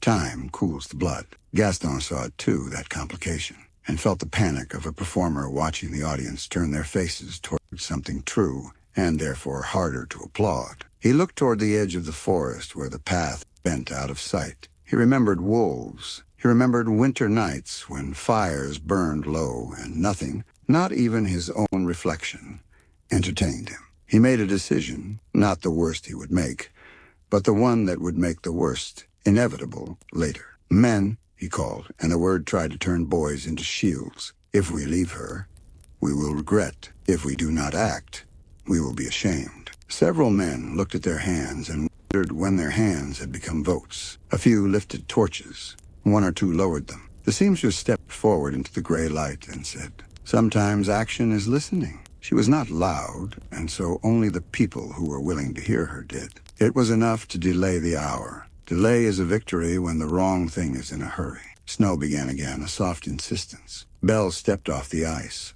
The beast took her arm because the edge was slippery. She took his because he had remembered the rosemary liked being touched and had treated the plant accordingly. They stood on the path. The village stood on the bank. Gaston stood on the pond, hands clenched, jaw set. A statue of a man built by a sculptor who had run out of marble for the heart. "We will come back," he announced. Not as promise, but as threat. "You will think," Belle said, "and then you will be welcome.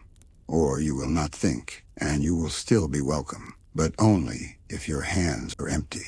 Gaston walked to the bank without falling again, because pride acquired balance when people were watching.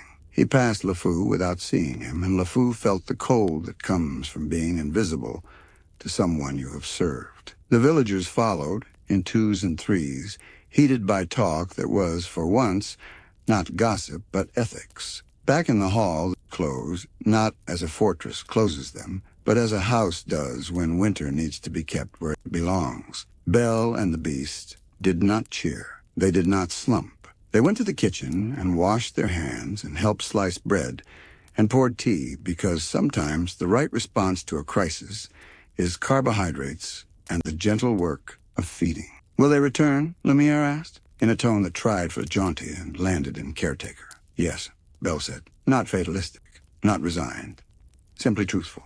"Then we will be ready," Cogsworth said, adding a note in his book. "Polish the banister, oil the hinges, count the candles, speak to the chairs." Mrs. Potts handed Belle a cup and held another toward the beast and said, "Drink." They did. The tea was strong and not sweet, and exactly what the moment allowed. Later in the library, Belle and the beast stood at the window and watched the path fade back into a normal winter road as if nothing had happened. They did not attempt to make the day smaller. They did not attempt to make themselves larger. They breathed, and the room breathed with them. "I am afraid," the beast said, honest. "Not of them. Of who I might become if I forget." Belle nodded. "Then we will remember," she said, "together." He turned a little, so that he could see her without turning his back to the window. "When the time comes," he said, and the words held both the weight of the rose and the lightness of laughter on the ice. "Will you trust me to be who I have practiced being?" "I already do," she said. They did not kiss. The day had been too serious for ceremony. Instead, they picked up a book, a rescued one, the kind that had soft corners and a spine that held together because it believed in itself, and read a page, one page. Then they closed it and set it aside and let the hour finish without asking it for more. Outside, the garden waited, elegant even in watchfulness. Inside, the house settled its shoulders. In the west wing, the rose kept its steady counsel, and for a moment, brief as a breath, sure as a promise, a poised petal reconsidered the urgency of falling and decided, kindly, to wait. Chapter 9. The battle and the falling rose. Morning brought a sky the color of pewter, and footprints on the southern path. Not fox, not deer, Many feet, many boots, making up their minds with each step. The gate lamps, still lit from the gray dawn, looked at one another the way old friends do before a long day.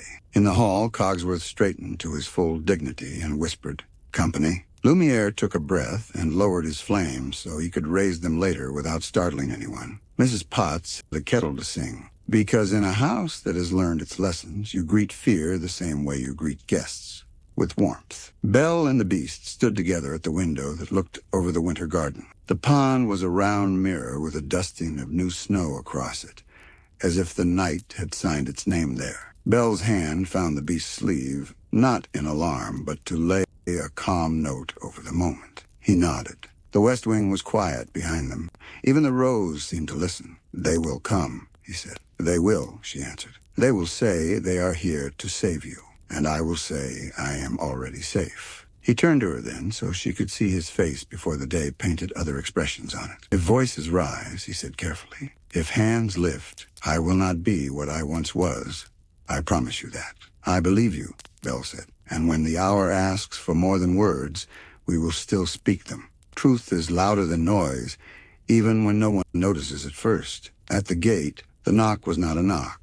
It was a chord, many hands at once, a community trying to sound like one fist. The portal opened only as far as courtesy required, which is farther than fear would have chosen. Snow blew in with clear breath. Gaston stood first, as he had promised himself he would. He had dressed for a picture, coat bright, boots stern, hat brim at an angle that imagined applause. Behind him, a half-circle of villagers, men who carried torches to warm their courage, boys who copied their stance, women whose faces held a hope that today would ask for listening instead of force. LeFou kept his hat in his hands as if it were a question he did not know how to ask. "Good morning," Gaston said to the hall, and then, as the crowd parted just enough to reveal her, "Good morning, Belle." "Good morning," Belle replied, not smiling, not frowning, letting the words stay words. "You know why we've come." "You said you would," she answered. "We set bread out anyway." Torches flickered. Steam curled from kettles set on side tables, scenting the air with tea and thyme. Lumiere performed the smallest bow flame can make. "We can talk," he offered gently, "while we warm you. The road steals heat from bones." "The road is not the thief I fear," Gaston said, and there was the line he had polished the night before. Several men grunted the sound men make when they wanted to be heard agreeing. The beast stepped into view, not with a roar, not with a declaration, but with the quiet of a large man who has practiced gentleness until it has learned his shape. Several faces in the crowd changed at once, surprise making room for thought. Gaston's face did not change. He had practiced his too long. "We are grateful for your concern," the beast said, and the room acknowledged the sentence because gratitude is always easier to carry than anger. "But there is no danger here, save the danger men make when they hurry." Gaston's smile stayed on his mouth and left his eyes. "Then prove it. Let the girl come home." "My father knows where I am," Belle said, stepping forward until her shoulder brushed the beast's arm. "He knows why. I chose to stay." Gaston spread his hands, generous without giving. "Chose," he repeated, turning the syllable over as if it might reveal a secret. "People can be misled into choosing badly." People can also be talked into marching," Belle said, looking past him to faces she knew, "when staying would be wiser. The first argument would have lasted all day if it had stayed an argument. Winter changes the rules." Wind pressed a palm against the high windows. The torches guttered. A boy at the back coughed, the sound too loud in his own ears. Gaston lifted his chin and let his voice ride on the cold. "I see enchantments and excuses," he said, and there was the word he had promised them all, enchantments. It made people feel clever to resist what they could not see. "Enchantment or not," Mrs. Potts said, setting teacups on a tray that had never learned to wobble, "it is impolite to stand in a door and refuse a biscuit." A small laugh, quickly stifled, warmed the air. Gaston did not like the temperature change. He stepped forward. "If you are a gentleman," he told the beast, "you will let her go when we ask. If you are not, we will remove her." "Remove her," Belle repeated, tasting the phrase and finding it sour. "From my home?" The beast raised one hand a fraction. Not to silence her, not to claim the floor, simply to let the room know he was about to try something difficult. "We will walk," he said to Belle, "to the winter garden. We learned patience there. Perhaps it will teach us again." He inclined his head a little toward Gaston. "You are welcome to follow, but not with torches. They scare the rosemary." Lumiere, despite the jest, lowered his flames to tiny, disciplined ovals. Cogsworth coughed softly, which is what clocks do when they approve of a schedule they did not plan. The doors opened toward the garden. The crowd, as crowds will, moved because a movement is easier to agree with than thought. Snow held its breath as they stepped onto the path. The pond waited, a white circle with blue underneath. The conservatory windows glowed like calm. Belle and the beast stood at the water's edge. He offered his hand. She placed her palm in his. They stepped onto the ice. They made a slow circle, the shape they had practiced until it knew them. It was not a trick. It was a lesson you could see: balance, attention, small course corrections, the humility of stopping when the ice speaks. The villagers watched. Some softened. Gaston did not. "Parlor games," he said, and stepped onto the pond as if the season owed him a favor. His heel bit the surface. The ice sang a warning, a long, low note that slides beneath the ribs and asks the heart not to hurry. He ignored it. He reached toward Belle. She did not retreat, but she did not accept. The beast moved between them, arms low, hands open. "No," he said. The word landed with weight. It was not a threat. It was a line. For a breath, the village saw it, not a monster barring a door, not a hero claiming a prize, but a man keeping his promise to himself and to the person beside him. That breath might have become a minute. The minute might have become a different day. Pride is impatient. Gaston's fingers tightened on a knife he had not shown. He swung. It was not clever. It was quick. The beast did not answer with claws. He stepped in, turned the blade, and sent it skittering harmlessly over the ice. A gasp ran along the bank. LeFou flinched like a dog who knows when thunder will sound. Gaston lunged again, not with skill, but with insistence. Balance lost patience. Gaston slipped. The beast caught him by the wrist before dignity could crack. For a moment, thin as glass, strong as grace, mercy held. "Enough," the beast said, and began to pull Gaston toward the shore. There are moments when a person can change and they do not because they cannot, but because the habit of refusing is strong. Gaston, feeling himself rescued in front of witnesses he thought he existed to impress, panicked. His free hand found the hidden knife at his belt, the second one, the one he kept because one knife rarely feels like enough to a man who thinks everything is a contest. He stabbed, quick and low, a thoughtless thrust, more insult than strategy. The beast's breath went short, a hit, not deep, not mortal yet, but honest enough to make the world tilt. His hand loosened by an inch. Ice answered the shift with a crack that ran like lightning underfoot. Gaston wrenched free, stumbled, flailed, found footing, and scrambled toward the bank, pride hauling him by the coat. He reached snow, turned to throw a last word like a stone, and then did not speak. For the first time, he looked not at Belle, not at the beast, not at the crowd, but at his own hand. It shook. He hit it back. Someone whispered to him. Perhaps LeFou, perhaps his own courage. Trying a new accent. He obeyed. The villagers parted the way wheat parts for wind. Belle was already kneeling. "Here," she said, her voice calm on purpose. Hands steady because panic wastes time. "Here." The beast steadied himself by her shoulder. The cut was clean. The ice was complaining. Gaston's face had already vanished into the cluster of hats and collars and decisions that would be explained later as destiny. "Inside," Belle said. Now they moved with care. Lumiere and Cogsworth flanked them, small soldiers with huge duties. Mrs. Potts met them at the door with cloths that had steamed themselves ready and bandages that had learned to be kind. In the hall, the house took a breath. Walls straightening, doors opening, chairs arriving where chairs would be needed. Morris's name moved through Belle's mind like a bird through a room. There and gone, leaving a sense of air stirred. She set it aside. First this, first now. The wound was not grand, which is the sort people ignore until it isn't. It bled in a polite way that still made the floor think about stains. Belle's hands did what her fathers had taught them to do on days when sharp tools forgot their manners. Clean, press, wrap, tie. The beast watched her face instead of the injury. There is a kindness in not supervising the person who is saving you.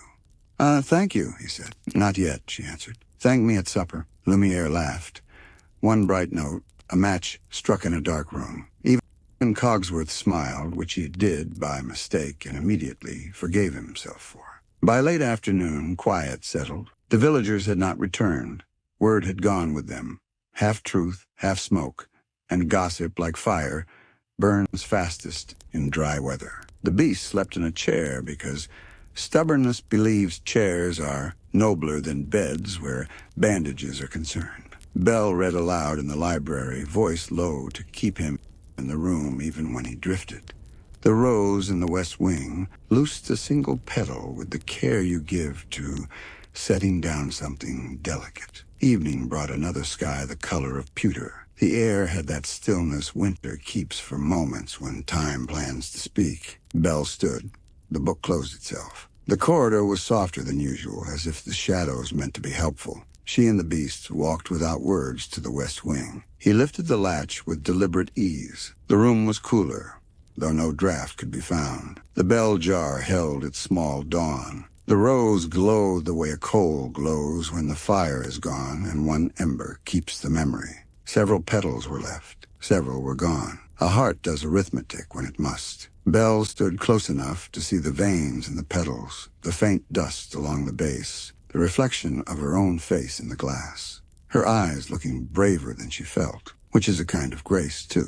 If it falls, he said as if they had been in the middle of that sentence for years and had finally reached the verb. You have changed, Belle said as if answering a different question. And you are changing, even now. He smiled. Careful, because smiles are a muscle that has to learn how to lift again after years of disuse. I would like more time. So would the rose, Belle replied. So would every book left half read on a pillow. So would every winter that still has one good skating day in it. Time does not take orders, but it can be asked. He stepped closer to the glass. His reflection stepped with him, large and complicated. He lifted a hand and did not touch the dome. He bowed instead, the small bow he had taught himself in the years when gratitude was still new. The rose held its breath. The house held its breath. Belle did not. I love you, she said. She did not wait for permission. The words left her in the natural pace of truth. They did not hurry, and they did not tremble. They were a candle in a room that had been lit by other people's decisions for too long. She did not add reasons. Love is not a ledger. She did not add conditions. Love is not a contract. She said what was true and let the truth be work enough. He inhaled as if the air had changed weight. He still did not touch the glass. I have been learning how to be worthy of hearing that, he said, and now his voice did shake, the way a winter branch shakes when a bird lands on it. I am still learning. Good, Belle said softly. I prefer students to statues. A petal let go. It fell slowly, the way snow chooses where to land when it loves the land. It touched the base of the bell the way a kiss touches a brow. Something moved in the air that was not wind. Something moved in the house that was not simply relief. A sound, small, exact, like a key turning the last fraction in a lock, found its way to their ears and then was gone. He sank to one knee. Not from drama, from pain, late, honest, asking to be acknowledged. Belle reached him at once. I am here. He closed his eyes. Stay, he said, not because he doubted she would, but because asking and receiving are skills worth practicing even when you know the answer. She placed her palm against his, claws and all, and the room did something old and simple. It changed. The breath of the house deepened. The winter garden's panes sang very softly, as if frost were adjusting its pitch. In the stable, a horse lifted its head and then lowered it, reassured. In the long gallery, the mirrors gave back light instead of taking it. In the kitchen, steam rose in the shape of laughter. Someone had laughed 6 years ago, and the air had saved. The rose shone as if dawn had arrived in a room that had forgotten morning. Pain passed through him and out, not like a sword, but like a tide. His shoulders loosened, as if removing armor he no longer wanted. His hands warmed, as if remembering glove and palm and pen and door handle. His face did not sharpen. It softened, becoming readable in a way that had nothing to do with fur and everything to do with rest. He was still large. He was still himself. He was also someone new. Time had not been ordered. It had been asked for kindly and then used well. Now it answered. In the courtyard, voices rose. The villagers, indecisive at the edge of leaving and then caught by the change in the air that makes people turn and look at skies when they are still. Gaston stood apart, pretending he had meant to be the last to go. LeFou, tired in a way that reached bone, sat on a low wall and stared at his hands, which had not managed to decide who they served today. The seamstress, who had wanted nothing more than for people to choose listening, tugged her shawl closer and smiled at the wind because it felt kinder. Inside the West Wing, Belle and the man she had loved in both shapes listened to a silence that no one had to force. He opened his eyes. He was not beautiful in the way mirrors like to pretend matters. He was beautiful in the way houses sleep well when the right people are inside them. He looked at Belle as if seeing the person who had walked into his life and made waiting a practice instead of a punishment. "Hello," he said, and made it sound like the first word of a long letter. "Hello," Belle replied and answered, as if the letter had already been sent and received, and here they were, beginning again. The rose, under glass, did not stop shining. It did not stop reminding. It shone the way a steady heart shines behind ribs to say, "Continue, practice. Keep choosing." The last petal had fallen. The work had not ended. The work had changed into something two people could carry together. Outside, snow continued, quieter than before, as if it had heard a secret and promised not to say it too loudly. In the hall, Mrs. Potts put the kettle back to boil. "We will need more cups," she said to no one and to everyone. "People will be thirsty." Lumiere lit the sconces as if each flame were a welcome mat. Cogsworth set his hands to a new hour and did not scold the minute hand for being excited. The chairs moved themselves into a polite arrangement. The door checked its hinges.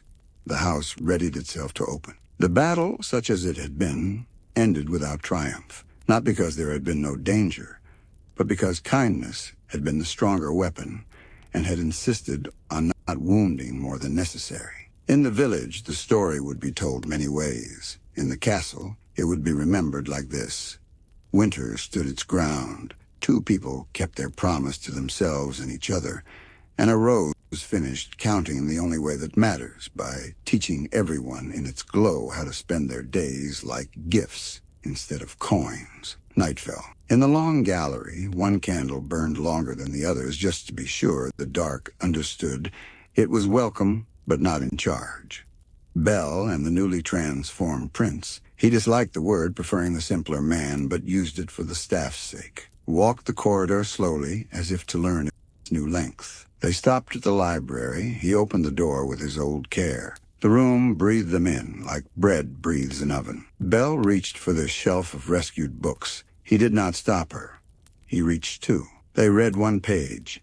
Then they closed the book. Then, because the day had asked so much and given so much, they did nothing else but sit together and let the house dream around them. And far downstream, where torchlight thins into starlight, and footsteps lose their urgency, a tired man in a bright coat found that the snow had made a clean bed for his pride to lie down in. He did not change, not yet, but the cold, which does not flatter, told him a true thing. The story had gone on without him, and it had learned to be kind. Everything felt possible and fragile at once, the way every good ending feels when it is only the beginning of people doing their daily work with love. Chapter 10. Love's Transformation. A Tale Ever After. The castle woke differently the next morning. Not louder, not brighter, steadier. It is a rare thing for a building to feel taller without adding a stone. The stair banisters, always polished, held a warmth that did not come from cloth. The portraits looked as if their subjects had just exhaled. The clock on the landing found itself on the right time without having to be convinced. In the winter garden, the lemon tree held its 3 small sons exactly as it had before, and yet the light around them had learned a softer lesson. When the staff came into the great hall, they came as themselves. There were no sparks and smoke. There were no trumpets. Change arrived the way morning arrives in a disciplined house. One curtain drawn, one fire coaxed, one soft step at a time. Lumiere was a man again, his hands as expressive as the flames had been, his grin as warm as ever. Cogsworth shook his shoulders and found them exactly as square as he remembered. He cleared his throat for pleasure this time, not necessity. Mrs. Potts pressed her palms together and sobbed once, a happy, practical sob, then laughed at herself and ordered everyone to sit down so she could pour tea for people with mouths again. "Chip," she called. And then she didn't have to call because he was there, small and bright-eyed, without a chip or a handle, just a boy with a cowlick and a hunger for biscuits. She kissed his forehead, then his curls, then his nose for good measure, and then wiped her own face with the corner of her apron. "No use crying on a day when there is bread to slice,"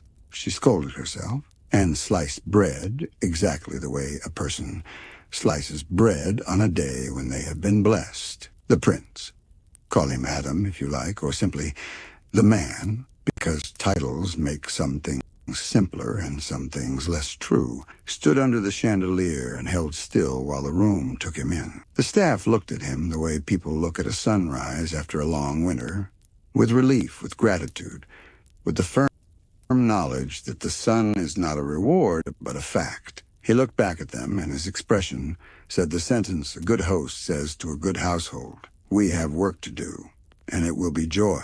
Belle came down the stair, not as a heroine returning to applause, but as a person walking into the morning she had helped make. The hall did not cheer, it relaxed. There is a difference, and the difference matters more than cheering ever will. She stepped beside him. He offered his arm, she accepted. They were not decoration for one another. They were balance. "Breakfast," Mrs. Potts announced, because occasions can be lost in ceremony if you aren't careful.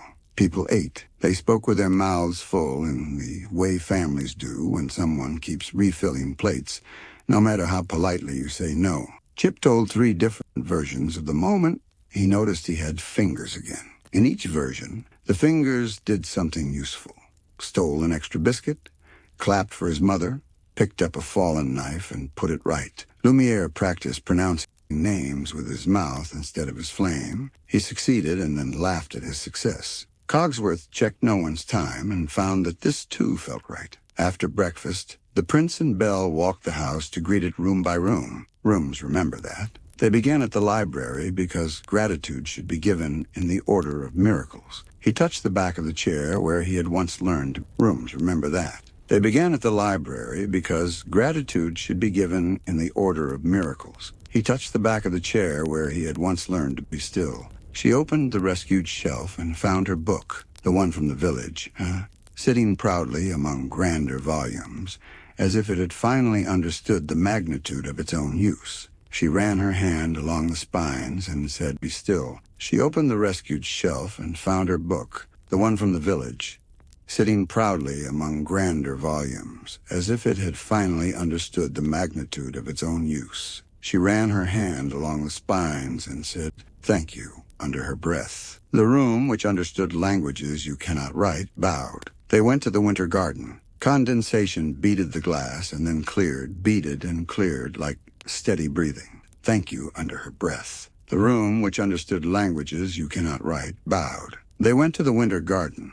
Condensation beaded the glass and then cleared, beaded and cleared like steady breathing. The rosemary brushed her fingers as if remembering kindness. The lemon tree did what lemon trees do, kept making small suns as if to embarrass winter into leaving. He lifted. The rosemary brushed her fingers as if remembering kindness. The lemon tree did what lemon trees do, kept making small suns as if to embarrass winter into leaving. He lifted a watering can, not because the herbs needed water, but because the gesture had become a part of the house's health. He poured a little.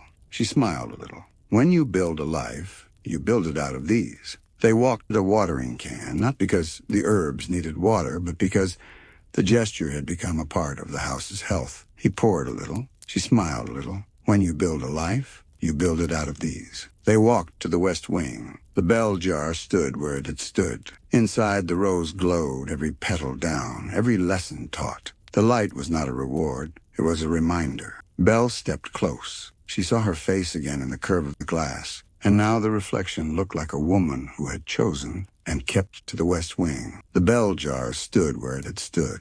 Inside, the rose glowed, every petal down, every lesson taught. The light was not a reward. It was a reminder. Belle stepped close. She saw her face again in the curve of the glass, and now the reflection looked like a woman who had chosen and kept a person's posture. "You look well," he said, and the words did what they needed to. "You look proud," she said, and his laugh proved her right. He greeted the prince with the respect of one man who had learned the hard way that dignity is a discipline greeting another who had learned the same. "We have soup," Mrs. Potts announced from 2 rooms away, managing to sound both surprised and unsurprised. Morris took off his gloves and let his hands remember the table. He spoke of the village in the way people speak of places they neither idealize nor despise. Honestly, there was fear, he said. There was talk. But there are also people who make bread before they make conclusions. "Gaston?"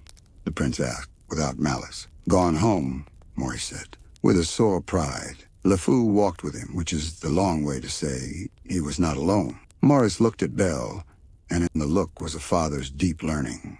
You cannot choose another person's lessons. You can only hope they choose to learn them. The afternoon filled itself with useful tasks.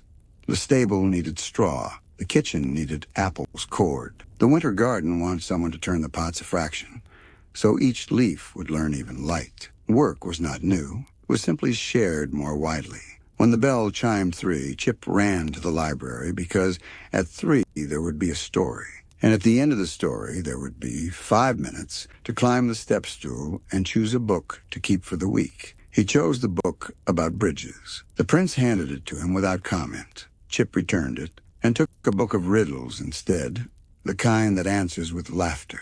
Word travels differently when it is true. The next day, 2 women from the village came with currant buns and a cautious smile. "We heard the conservatory keeps Rosemary happy through winter. Our soup has ideas." The day after that, the blacksmith's apprentice came with a squeaky hinge and the look of a boy who has found the house at the end of a story and wants to be sure it is real. "I heard your library fixes broken things," he said. The library never hesitated. It did. Soon there were days when the gate sat open like a straightforward invitation. People came not to stare, not to gawp, but to trade. News for music, wood for books, soup for seed, hands for help.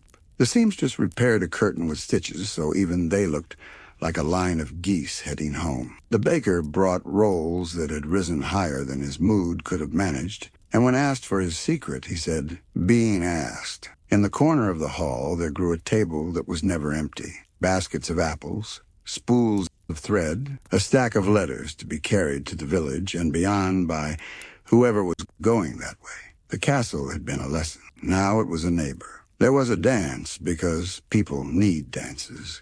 It was not a ball. It was an evening when the floor remembered what feet are for. Lumiere taught a simple step and then complicated it just enough to be interesting. Cogsworth frowned at the clock and then turned it a quarter-hour backward because the song deserved more time. Mrs. Potts scolded everyone into resting and then danced with Chip, her laugh making the punch taste better. The prince held out his hand to Belle and tried to remember the habits of grace he had once used as a shield. He found he did not need them. He needed only to watch her face and make space for it to shine. If there was a moment when the story decided to make itself into a picture, it was when they crossed the floor in that steady time a waltz keeps. 3 steps and a turn, then 3 steps and a turn. The candles offered their best light without showing off. The chandelier held itself still. People moved out of the way, not because anyone told them to, but because kindness reads rooms without looking like it is reading them. Belle's dress was not a costume. It was a garment sewn by hands that understood shoulders and breadth. The prince's coat did not insist on itself. It held his posture together without teaching him how to be proud. They moved. No one clapped. The song ended. You do not clap when something that has been needed arrives and takes its seat, as if it had been there all along. Days slipped into weeks. Winter stepped down carefully from its throne and let spring try the chair. The winter garden loosened its collar. A first bee came to the lemon tree and acted surprised to find it had survived. The pond lost its hard voice and learned its soft one again. Belle and the prince still skated when the mornings were cold enough. They did not forget winsome skills just because the weather claimed otherwise. And when the melt came and the ice sighed into water, they stood and watched it go, to honor the lessons that had been written there. The library grew busier. On Wednesdays, children came and were shepherded by stern joy into chairs and cushions and corners. On Fridays, the seamstress hosted a mending circle for pages, literally for spines and torn leaves, and figuratively for stories that hurt until you said them out loud. On Sundays, the quiet was left untouched for anyone who needed to sit and not be spoken to. Belle kept the rescued shelf. The prince kept the pencil jar sharp. They did not call it charity. They called it Tuesdays and Thursdays and the rest of the week. The village changed in its own slower way. The fountain's song sounded brighter, but that may have been the season. The baker tried a lemon glaze. The blacksmith started a book beside the anvil where people could write what they needed mended. Some mornings the list held broken hinges and handles. Some mornings it held short sentences that looked like broken hinges and handles. My brother and I do not talk. I am afraid of nights. I cannot read. People sign their names. People came back to cross the line through their words. The prince never saw it. He did not need to. The world had learned to practice without him looking. Not all stories agree to end kindly. There were days when someone whispered that the spell should have had a bigger spectacle, and that perhaps they had been cheated of a miracle they could own. There were days when a man raised his voice in the tavern and spoke of beasts, meaning other things he was afraid to name. There were days when Gaston walked the square and tried to catch people's eyes with his old mirror. Some looked, many did not. Le Fou found work at the mill and a habit of arriving before dawn. He learned that flower dust looks beautiful in early light, and that tiredness from labor feels better than tiredness from pleasing. Gaston did not change all at once.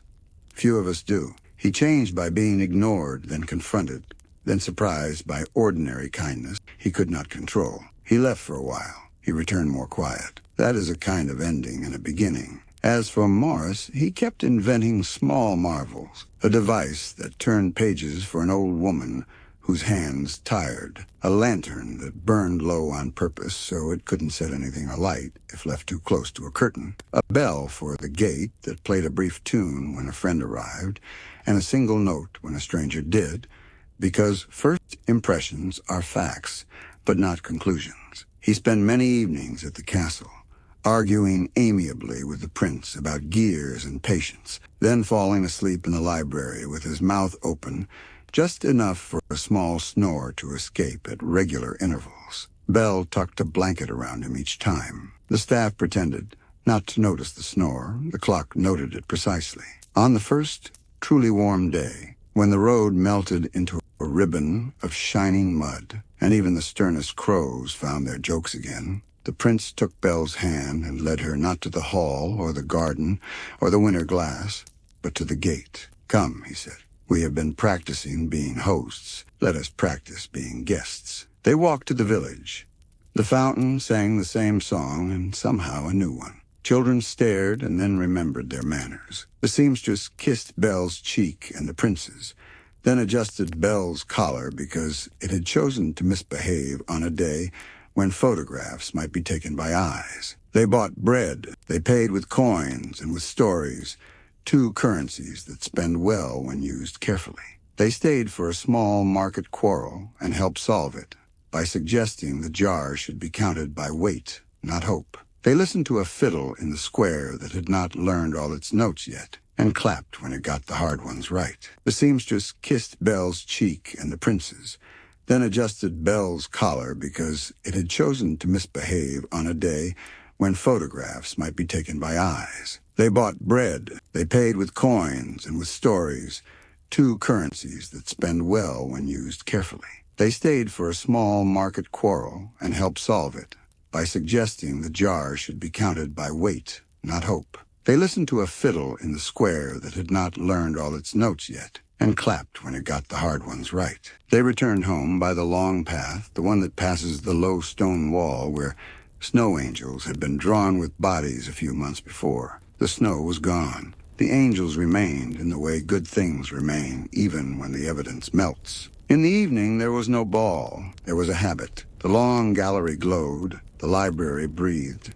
The kitchen tinkered. The winter garden, now a spring room, let small flies do their excellent work among blossoms. The prince and Belle sat on the step beneath the second landing, the step that creaked in wet weather and had been forgiven for it, and reviewed their day.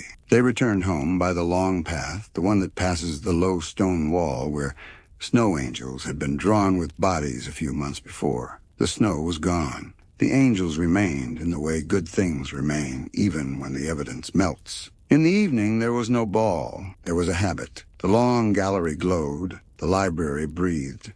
The kitchen tinkered. The winter garden, now a spring room, let small flies do their excellent work among blossoms. The prince and Belle sat on the step beneath the second landing, the step that creaked in wet weather and had been forgiven for it, and reviewed their day. Delight, a horse. On the anniversary of the day, winter changed its mind. There was no program. People remembered by doing what they had promised to do the year before, learning, feeding, listening, skating if the ice allowed. Belle and the prince visited the Rose's old place and left a letter there, not to anyone, not to everyone, where they wrote in few words what the year had taught them. They did not share the letter with the household. They did not save it. They burned it in the smallest of flames and watched the smoke find its way into the house's rafters, where history lives and might consider it. And sometimes, this is important, they were weary. They spoke too sharply.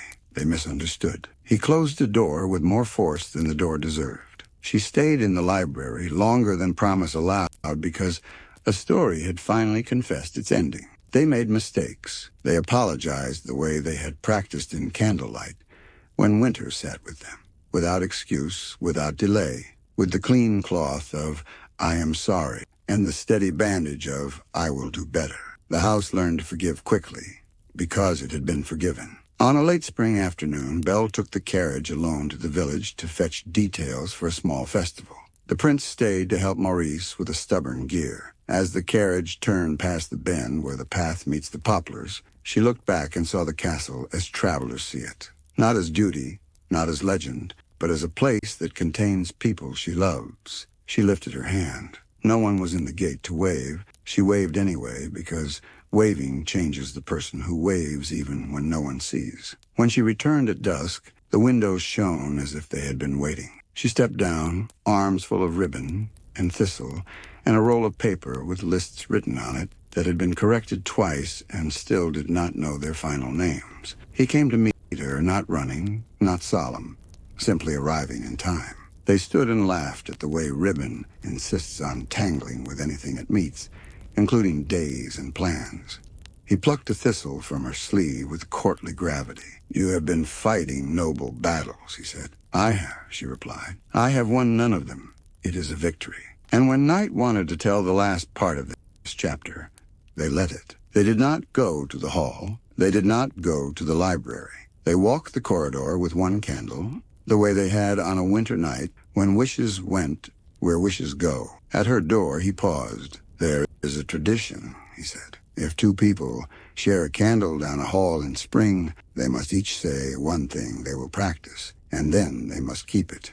And then they must forgive the other when keeping it is ragged at the edges." "It is an excellent tradition," Belle said gravely. She looked at the flame. "I will practice asking for help at once instead of waiting to be asked." He looked at the same light. "I will practice hearing correction as a gift instead of proof." They blew the candle together. Darkness made the corridor gentle. They said good night, not a ceremony, a kindness. The last words belonged to the house because houses tell the truth about people when people forget to. This is what it would say if asked. "There was a winter when we were disciplined by patience and remade by love. There was a rose under glass that counted in petals instead of numbers. There was a girl who chose, and a man who learned, and a village that practiced. After the music stopped, after the candles were pinched out, after the bread was sliced and the soup was ladled, after the dances were finished and the doors were locked lightly,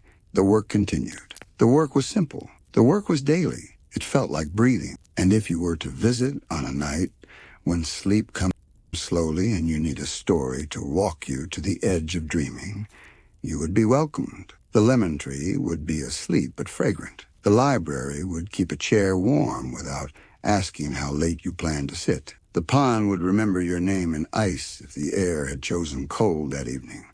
Someone would hand you a cup that fit your hand exactly, and the steam would carry kindness into your lungs. You would hear, down a corridor, the sound of two people speaking softly in the way people do who have learned to make late hours gentle. And when the story ended, it would not end at all. It would tuck you in. Close your eyes. The house is awake. The garden is resting. The road remembers its promise. Love has taken off its costume and put on its work clothes. The tale has been told. The day will begin again. Sleep.